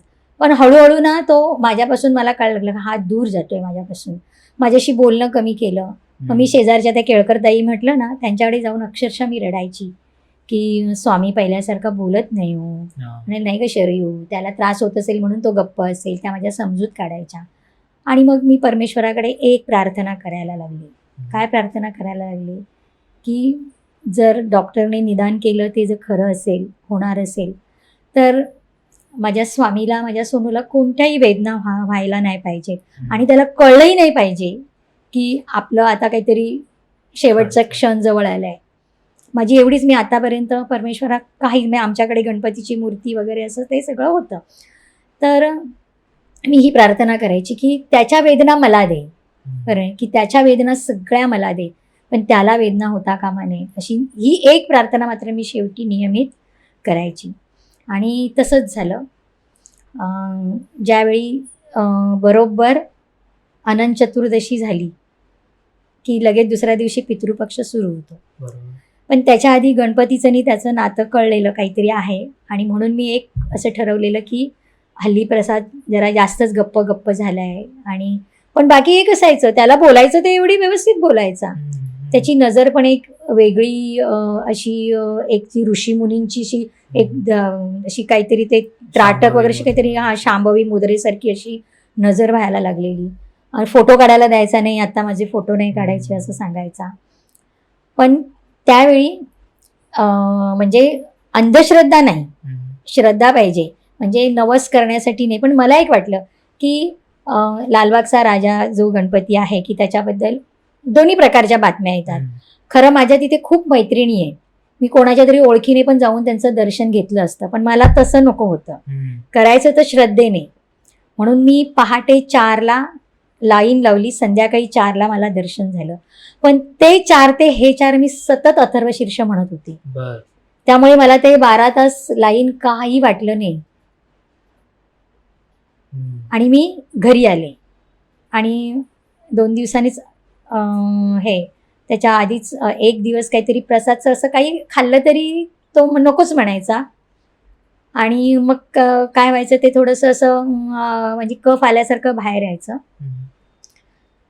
आणि त्या संकष्टी चतुर्थीच्या आधीचा दिवस, त्याच्या म्हणजे अनंत चतुर्दशीचा दुसरा दिवस, म्हणजे दरवेळी असायचं गणपतीचं विसर्जन की ह्याचं काहीतरी थोडंसं आधी पण एकदा असाच सिरियस झालेला, विसर्जनाच्या दिवशी सिरियस होता, पण ती संकष्टी नव्हती, म्हणजे योग असतो ना तो. आणि झालं कसं, आम्ही इंदुजाला त्याला नेलं. म्हटलं हा काहीच खात नाही, निदान काही सलाईन वगैरे लावायला. पण तिथे त्यांनी बरोबर कालचक्र फिरवलं, कलाटणी दिली. कारण इंदुजामध्ये तो ॲडमिट राहिला असता तर इंदुजामध्ये कसं होतं, तिकडे सगळं एकदम काय म्हणतात ते अद्ययावत. आणि त्या डॉक्टरनी तर असं सांगितलं की ह्याला ICU मध्येच आपण ठेवूया. आणि त्याला व्हेंटिलेटरवर ठेवलं असतं ना, पण ते सगळं व्हायचं नव्हतं. तर कसं झालं, मी पैसे भरायला गेले डिपॉझिटचे आणि 12 वाजले रात्रीचे. तर ते म्हणाले मॅडम तुम्ही अर्धा तास थांबा, कारण ते क्लोजिंग करावं लागतं ना अकाउंटचं. अर्धा तास, दुसरा दिवस सुरू होतो. म्हटलं बरं. आणि मी प्रसादकडे आले तर मला म्हणाला आई मला नको गं, मला ॲडमिट नाही राहायचं आणि मला ना ICU मध्ये नको, मला खूप तिथे थंडी वाजते, AC असतो ना पूर्ण, कारण त्याचं तिथेच ऑपरेशन झालेलं. मग मी त्याच क्षणी डिसिजन घेतला नाही आणि आम्ही सरळ घरी आलो. कारण ते 12 वाजले नसते तर पैसे भरून ॲडमिट झाला असता. बरोबर. पण ते तिथे कालचक्र फिरलं. मग आम्ही घरी आलो. पण काय होतं, मला वाटायला लागलं ह्याला काहीतरी पोटात जायला पाहिजे ना असं. मग मी ह्यांना म्हटलं आपल्या जवळ ना एखादं नर्सिंग होम की जिथे नुसतं आपण ह्याला थोडंसं सलाईन लावून घेऊन येऊया, म्हणजे पोटात 2 दिवस अन्न नाही म्हणून. म्हणजे असं बोलले. आणि दुसऱ्या हे जाऊन पण म्हटलं ते नर्सिंग होम बघून या, तिथे स्वच्छता आहे, सगळं चांगलं आहे ना, सगळं कसे रूम आहेत काय बघून या. तर ते बघून आले. ते म्हणाले आहे बऱ्यापैकी. आणि आम्ही घेऊन गेलो, तिथे ॲडमिट केलं. डॉक्टरनी तपासलं आणि बाकी त्यांनी ते सलाईन लावलंच नाही त्याला, फक्त नुसतं ऑक्सिजन लेवल कमी झाली म्हणून थोडंसं ऑक्सिजन आणि पूर्वीचे ते नळकांड्यांचं ऑक्सिजनचं जरा लावलं. आणि ते नंतर डॉक्टर पुन्हा आले 7 वाजता. तर मी असंच म्हटलं ह्याला 2 दिवस अन्न वगैरे जात नाही. तर ते डॉक्टर डायरेक्ट काय बोलले, मग आपण ना ह्याला नळी घालूया. तर मी आधी गप्पच राहिले. मला म्हणतो आई, मी म्हटलं नाही सोनू, तुला जे नाही ते मी करणार नाही. आणि मग नंतर जेवण व्यवस्थित जेवला. आणि वर काय मला म्हणतो बघ आई मी जेवलो ना, मग मला कशाला नळी, म्हणजे माझी दिशाभूल करत होता तो. आणि तेवढ्यात त्याची आत्या आली. आत्या तर म्हणजे काय स्वामी आज लिपस्टिक लावलीस का ओठाना? म्हणजे मी म्हटलं ना, कारण मला कसं स्वामीचे ओठ गुलाबी आहेत म्हणजे ऑक्सिजन लेवल चांगली, कारण मी असं ऐकलेलं किंवा वाचलेलं की ऑक्सिजन लेवल कमी होते तेव्हा ओठ जरा काळे पडतात. तर ह्याचे ओठ गुलाबी. आणि झालं. मग पुन्हा रात्री कलाटणी, कारण आतापर्यंतचं काय होतं की आईच रात्री त्याला लागायची. पण मी त्या रात्री तिथे थांबले असते तर सकाळ झाल्यावर लगेच घरी गेले असते. तर तिथे काही त्या नर्सला अशी बुद्धी दिली स्वामीनी नाईटच्या, ती येऊन म्हणायला लागली नाही तुम्ही इथे थांबायचं नाही, इथे फक्त त्याचे बाबा थांबतील. मग तर रात्री तर 11 वाजलेले नाही, 11 वाजता ही नर्स अशी म्हणते, तर 11 वाजता मी रात्री एकटी कशी जाणार घरी, त्याचे बाबा इथे मी त्याला सोडून तर जाऊ शकत नाही. मग ती म्हणाली नाही तुम्ही तिकडे कुठे खाली लेडीज वॉर्ड आहे, जनरल असतो, तिथे जाऊन झोपा. आमच्याकडे काही अंथरूण नाही, पांघरून नाही नेलेलं. मी अक्षरशः त्या गार याच्यावर नुसती पातळ ओढणी, अर्धी अंतरली अर्धी, कसली झोप लागते. मग पहाटे मी 5:30ला 5:30ला आले वर. तर बाबा तसे थांबलेलेच होते. ते म्हणाले नाही ग रात्रभर तसा झोपला नाही आणि सारखं म्हणतोय मला हे काढ, ऑक्सिजनचा त्रास होतोय. आणि मग थोडंसं हे झालं. मग मी म्हटलं आता तुम्ही घरी जा. आणि त्याचं ते वेगळी पॉट असायची, सगळं त्याचं तोंड वगैरे धुवायचं सगळं हे वेगळं. युरिन पॉट आम्ही सोबत आणलेलं, पण तोंड धुवायचं वगैरे काही नॅपकिन वगैरे नाही, कारण आम्ही काय ठरवलेलं सलाईन लावला आम्ही घरी नेणार असं. आणि त्या डॉक्टरना पण ते म्हणाले डॉक्टर पण बोलले की तुम्ही सकाळी मोठे डॉक्टर आले ना की घेऊन जा, असं सगळं नॉर्मल चाललेलं. मग त्याचे बाबा बोलले चालले मी आंघोळ वगैरे करतो आणि मग ह्याचं सगळं घेऊन येतो. म्हणजे प्रसादचं सगळं आम्हालाच करावं लागायचं ना त्यावेळी, ब्रश आम्हीच करायचो सगळं. आणि प्रसादचे बाबा गेले. मग मॉर्निंग सुरू झाली ना, मग ते सफाईचे लोक आले. तर प्रसाद आई मला ना आता शांतता हवी आहे ग, मला आता. त्यांना म्हटलं भाऊ तुम्ही पटकन ते फरशी वगैरे करून घ्या. ते गेले. तेवढ्यात एक नर्स आली मॉर्निंगची. ती म्हणते अरे हा तर एकदम स्टार दिसतोय, किती सुंदर. म्हणे हा काय. मला आणखीन अरे माझं लेक म्हणजे धोक्याचं काही नाही, म्हणजे काय स्वामी असं काही किल्ल्या फिरवत होते. म्हणजे किती हा सुंदर दिसतोय, म्हणजे काय ते त्याला तेजच येत होतं, काय कळत नाही, सुंदर दिसतोय. आणि म्हटलं पण सिस्टर डॉक्टर आले की सांगा आम्ही 9ला जाणार आहोत आणि आता ना थोड्या वेळ कोणी येऊ नका. आणि मग मी ना ते पडदे जरा ऊन येत होतं ना डायरेक्ट त्या खिडकीतून डायरेक्ट ऊन त्याच्या चेहऱ्यावर येत होतं सूर्य उगवलेलं, ते जरा पडदा केला. मग मी म्हटलं सोनू आता तू नामस्मरण कर. म्हणजे कसा संवाद सुरू झाला, आता तू ना नामस्मरण सुरू कर आणि शांत झोप, मग आता कोणी येणार नाही डिस्टर्ब करायला तुला. आणि मग तरी तो मला माझ्याशी सतत आई हे कर, आई मला जरा माझं मान पूस, माझं जरा चेहरा पूस, आई माझं लेंगा सरळ कर, असं करता करता मला म्हणाला आई युरिन पॉट लाव मला. मग मी खाली युरिन पॉट होतं ते घेतलं आणि युरिन पॉट लावून आता युरिन पास होणार म्हणजे आवाज येतो ना युरिनचा. तर 1-2 मिनटं गेली, युरिन पास काही होईना. मी म्हटलं सोनू तुला युरिन होत नाहीये, मी काढते पॉट, आमचा संवाद चाललाय. तर तो तर मला वाटलं हा मला हू देतोय आणि झोपेमध्ये. पॉट काढून खाली ठेवलं, तर अजून एकदा त्याने केलं. तर मी म्हटलं असं काय, आणि म्हटलं थोडंसं किंचित त्याचे होतं. मला ना कोणीतरी असं हे करायला लागलं, तू त्याला पाणी पाज. मी म्हटलं कसं पाणी पाजू, ह्याला झोपेत डिस्टर्ब केलेलं आवडत नाही, मला माहिती आहे प्रसादला झोपेत डिस्टर्ब केलेलं आवडायचं नाही. मी म्हटलं पाणी पाजलं त्याची झोपमोड झाली तर, पण काय कोण जाणे तू पाणी पाज. म्हणून मी पहिल्यात पाणी घेतलं आणि थोडंसं असं ओतलं, ते पाणी प्यायला पण तो. आणि ते पाणी पिऊन पेला ठेवून मी माझं त्याच्या पोटाकडे लक्ष गेलं. माझ्या समोर श्वास वर पण आला त्याचा, पण खाली गेला तो. म्हटलं तर पुन्हा वर यायला पाहिजे ना, नाही. 2 मिनटं म्हटलं मला असं नाही, आणि मला चक्कर यायला लागली. मग आणि मी डॉक्टरना हाक मारली, नर्सना. तर ते लोक धावत आले. त्यांनी आलं, म्हटलं बघा ना हा काय मला कळत नाही आहे. तर त्यांनी ते लोक पहिला आपल्याला ओढूनच बाहेर काढतात.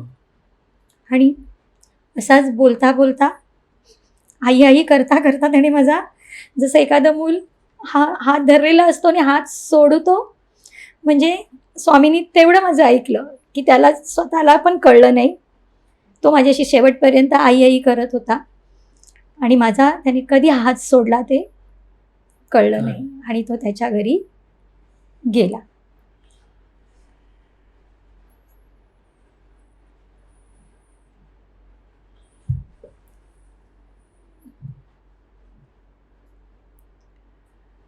खरंच प्रसाद हा एक सगळ्यांसाठीच इन्स्पिरेशन होता आणि आहे. ह्याच्यावरून आपण खरं मलाही सुचत नाहीये काय बोललं पाहिजे. आणि मग स्वामी मात्र जीवनामध्ये प्रत्यक्ष आले. त्यांनी छान त्यांच्या जवळ असलेले त्यांचे गुरु मला लाभले आणि अध्यात्माचा खरा अर्थ कळला. आणि आता स्वामींना आवडतील अशीच कामं माझ्या हातून घडू देत शेवटपर्यंत, एवढीच स्वामींचरणी माझी प्रार्थना आहे. तुम्हाला इथून पुढे आता काय कार्य करायचं? आता जास्तीत जास्त मी म्हटलं ना की त्या छेलीग्रामी स्वामी एका बाळासाठीच अवतरले ना, म्हणजे त्यांना किती लहान मुलं आवडतात. त्यामुळे माझ्या परमपूज्य भाऊनी एक बालप्रबोधिनीचं एक उपक्रम दिलेला आहे. तो मी शाळांमध्ये जाऊन तो उपक्रम करते. त्यातही स्वामी मदत करतात, तोही मी अनुभव घेतला आहे. त्यानंतर संस्कार वर्ग, मी आता गावामध्ये जास्त राहते, संस्कार वर्ग घेते. आणि आता माझं एक वेगळ्या प्रकारचं, म्हणजे माझ्या एक लक्षात आलं की प्रसादला पण एक लहानपणी कामत काकांनी संस्कार वर्गाचं पुस्तक असं भेट दिलं. तर त्यात श्लोक वगैरे सगळं असतं. आणि काही घरांमध्ये ही परंपरा आहे की लहानपणापासूनच श्लोक पाठांतर वगैरे करून घेतले जातात. खूप चांगले. पण सामान्य सगळ्याच लोकांना हे माहीत नसतं. हल्ली यूट्यूबमुळे बऱ्याच गोष्टी माहीत होतात, पण एखादा श्लोक वगैरे म्हणताना तो मुलांच्या लेवलने कसा जायला पाहिजे. तर असं मी एक पुस्तक तयार करते. म्हणजे फॉर एक्झाम्पल मी एकच सांगते, आणि त्याच्यातून माझा हाच भाव आहे की लहानपणापासून त्या परमात्म्याबद्दल, त्या ब्रह्मांड शक्तीबद्दल त्यांना, मुलांना लहानपणापासून त्याची जाणीव पाहिजे, त्याची ओढ पाहिजे आणि महत्त्व पाहिजे. म्हणजे आपली पंचतत्व, त्यातही परमेश्वर भरलेला आहे. आपली पंचज्ञानेंद्रिय, आपली पंचकर्मेंद्रिय, तर यातून कसा परमेश्वर आहे हेच आपल्याला सांगायचा प्रयत्न असतो. पण हे सांगताना नुसतं श्लोक पाठ कर, बोल, असं नाही मला सांगायचंय. तर साधा आपण उठल्या उठल्या हा श्लोक म्हणावा की कराग्रे वसते लक्ष्मीही, करमध्ये सरस्वती, करमुले तू गोविंद, हा प्रभाते कर दर्शनम. माझी अगदी 4 वर्षाची मुलं सुद्धा हा श्लोक पटकन पाठ करतात, पण त्याला अर्थ नाहीये. मग तो ऍक्टिव्हिटीतून पहिला त्यांना सोपा करून सांगायचा. मग मी तो कसा एक खेळ घेते की चला सगळ्यांनी हात बांधा, तुमचे हात संपावर गेले आणि आता ते तुमचं काहीच काम करणार नाहीत. बघा हा, आता डोळे मिटा, सकाळी तुम्ही उठलात, इमॅजिन करायचं आता ब्रश करायचंय पण हात सोबतीला नाहीये. अच्छा. असं करून मग हात तुमचे लक्ष्मी कसे, सरस्वती कसे, अच्छा. आणि मग तो श्लोक सांगायचा. तो लक्षात राहील. हा, असं ते माझं एक लेखन चालू आहे. जवळजवळ म्हणजे प्रत्येक दिवसाचं असं 30 दिवसाचं लेखन आहे. स्वामी माऊलीचे करून घेत आहेत. कारण मुलांना म्हणजे लहान वयातच, म्हणजे आपण म्हणतो मोठे झाल्यावर अध्यात्म कशाला, लहानपणापासूनच जर ते असेल तर त्याचं जास्त काय म्हणतात तो फायदा. आणि आज तर ती समाजात गरजच आहे की शेवटी तुमचं मनाचे संस्कारच महत्वाचे आहेत. शरीरासाठी खूप सगळं आहे पण मनासाठीच महत्वाचं आहे. आज तुमचा हा पॉडकास्ट हे जे तुमचे होत आहेत त्यातून आम्ही ह्या वयातही आम्हाला काहीतरी मिळतंय. मग त्या लहान वयातल्या मुलांना सुद्धा त्यांच्या लेवलने काहीतरी अध्यात्म कळायला हवं. आणि मग देव ही संकल्पना सांगताना असं तुम्हाला जे देतात ते आवडतात की नाही. बाबांनी चॉकलेट दिलं, गिफ्ट दिलं की तुम्हाला आवडतात, ते देतात म्हणून आवडतात. पण जो आपल्याला सगळं फ्री देतोय, सूर्यप्रकाश देतोय, तोच देव आहे ना. मग त्याला काहीतरी थँक्स म्हणायलाच पाहिजे ना आपल्याला. मग त्यासाठी श्लोक म्हणायचे, त्यासाठी मंत्र म्हणायचे. असं ते खेळातून त्यांच्या लेवलमधून असं माझं लेखन नाही, आता लेखन चालू आहे. खरं तेही पुस्तक रूपात प्रकाशन होईल. आणि हेही सगळं आपल्याला विनामूल्य करायचंय, स्वामींचा प्रसाद म्हणूनच हे वाटायचंय. आणि हे सगळं मी तर म्हणेन की आज हा जो पॉडकास्ट आहे तो त्या मोठ्या स्वामींना आणि माझे लेकरू स्वामी प्रसादलाच हा आपल्याला अर्पण करायचा आहे, त्यांच्यासाठीच आहे. बाकी ह्याच्यातून काहीच आपला हेतू नाहीये. आणि आपलंच अध्यात्म आपण करता करता प्रामाणिकपणातून परमेश्वर कसा मिळतो हेच, किंवा स्वामी किती जवळ येतात हेच सांगण्याचं मला म्हणजे उद्देश होता. आणि खरंच की स्वामींना त्याच्यात माझं काही चुकलं असेल, काही उणीव राहिली असेल तर नक्कीच ते भरून काढतील. ताई, जाता आता जे आजकालचे पालक आहेत त्यांना तुम्ही काय सांगाल? मी हेच सांगेन की सगळ्यात पहिलं म्हणजे आत्ताचं एक उदाहरण सांगते की हा कार्यक्रम माझा पंखाविना भरारी म्हणून शाळा, कॉलेज सगळ्या ठिकाणी हा कार्यक्रम होतो. म्हणजे आतापर्यंत 101 कार्यक्रम, अगदी यशदातर्फे त्यांच्या शासकीय कर्मचाऱ्यांना सुद्धा हा कार्यक्रम झालेला आहे मोटिवेशनमध्ये. तर एक मुलगी ना एकदा प्रेरणा हॉल मुंबईमध्ये पोलिसांचं मोठं एक आझाद मैदान पोलीस स्टेशन, तिथे MPSC एक्झाम होऊन जे नवीन नियुक्ती झालेल्या मुलांसाठी हा कार्यक्रम होता. तर त्याच्यामध्ये हा संपला आपला असा कार्यक्रम. तो मुलाखतीतूनच असतो. पहिली आधी प्रसादची आम्ही डॉक्युमेंटरी दाखवतो, ती एक सह्याद्री वाहिनीने. म्हणजे आज प्रसाद तो एक, म्हणजे ते मी आधी सांगते की मला जेव्हा प्रश्न पडला की आपल्यानंतर प्रसादचं काय, कोण सांगणारं असेल, कारण प्रसादला दुसरं भावंड नाही, प्रसाद एकच. आणि मग अशा प्रसादचं तर त्याची डॉक्युमेंटरी पण असंच स्वामींनी करून घेतली, ती सुद्धा सह्याद्री वाहिनीने केली. म्हणजे गव्हर्नमेंटने त्याची डॉक्युमेंटरी बनवली. आणि त्यात अजून महत्वाचं की तोपर्यंत सह्याद्री वाहिनीला डॉक्युमेंटरीचं कधीही नॅशनल अवॉर्ड मिळालं नव्हतं, पण ह्या डॉक्युमेंटरीसाठी नॅशनल अवॉर्ड मिळालं. आणि म्हणून मग सह्याद्री वाहिनीचे डायरेक्टर ती ट्रॉफी घेऊन प्रसादला दाखवायला शिशुपाल सर आणि रामावत सर घरी आले होते. आणि प्रसादचं पुस्तक ते सुद्धा, म्हणजे प्रसादला पुस्तक प्रसादने आधीच सांगितलेलं, आई मी असताना पुस्तक नकोय, मला आता ना शांतता हवी. म्हणजे शेवटी तो ट्रान्समध्ये जात होता ना, तर शांतता हवी होती. मग आणि तसंच घडलं की मला वाटत होतं तो असताना व्हावं, पण नाही. मी ग्रंथालयाकडे ते बाळ नेऊन दिलं आणि एक 5-6 दिवस गेले असतील आणि प्रसाद आधीच स्वामींच्या घरी गेला आणि नंतर ते प्रकाशित झालं पुस्तक. असं तर ती एक मुलगी आली, मुलगी म्हणजे ती पॅरेंट्स, तिचा मुलगा 12वीतला अशी, आणि खूप रडायला लागली. मी असं म्हणाली की मॅडम तुम्ही मला आधी भेटायला हवा होता तो, कारण तुम्ही जे सांगितलं ना तेच मी केलं नाही आणि त्याचा त्रास मी आज भोगते. म्हटलं बाळा काय झालं, का रडतेस, रडू नकोस. ती म्हणाली माझा मुलगा ना आता 12वीत आहे, पण ना माझ्याशी अजिबात बोलत नाही. म्हणजे तो बाहेरच मित्रमैत्रिणी, काय झालं आता मी चाललो मित्र, मला वाटतं त्यांनी बसून माझ्याशी बोलावं. पण आज जे तुम्ही सांगितलं की तुम्ही ऑफिसमधून आल्यानंतर पहिला प्रसादला वेळ द्यायचा, तर त्यावेळी म्हणजे मी सांगेन की आताच्या पालकांकडे पैसे खूप आहेत, तुम्ही अगदी ऑनलाईन मागून त्यांचं काय भौतिक गरजा खूप पूर्ण करता, पण त्यांना तुमचा वेळ देत नाही. तो वेळ तुम्ही दिला पाहिजे.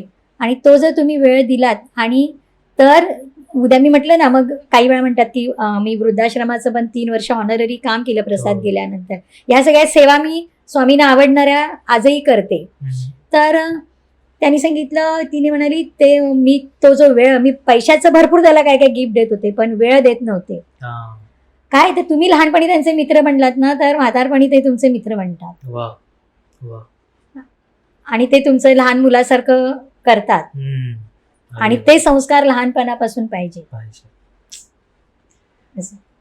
ताई, जाता आता तुम्ही जे पुस्तक लिहिलंय त्यातल्या पण कविता जी आहे ती मी म्हणण्याचा प्रयत्न करतो. हो, ती तुम्ही- कविता ह्या पुस्तकाच्या 15 आवृत्त्या झाल्या. पंखाविना भरारी. त्यानंतर इंग्लिशमध्ये अनुवाद झाला.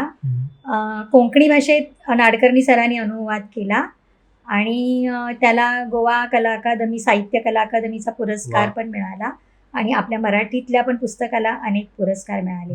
हे पुस्तक वाचणारे अनेक जण तेच म्हणतात, काही जण म्हणतात हे पुस्तक आमच्या जीवनात आधी यायला हवं होतं. तर काही जण म्हणतात की ह्या पुस्तकाचा एवढा परिणाम झाला की यापुढे नाही, हा म्हणजे ही गोष्ट नाही म्हणून मी दुःखी आहे असं कधीच माझ्या मनात येणार नाही. हीच ती स्वामींची प्रेरणा प्रसादच्या पुस्तकातून जाते. आणि मी कविता वाचण्यापूर्वी प्रेक्षकांना सांगू इच्छितो की जर तुम्हाला हे पुस्तक घ्यायचं असेल तर डिस्क्रिप्शनमध्ये नंबर दिलेला आहे. सो त्यावर तुम्ही कॉल करून तुमचं पुस्तक मागवू शकता. मी ताईंचा सुद्धा नंबर डिस्क्रिप्शनमध्ये देईन. सो जर तुम्हाला ताईंना कॉन्टॅक्ट करायचा असेल तर तुम्ही त्या नंबरवरून कॉल किंवा मेसेज करू शकता.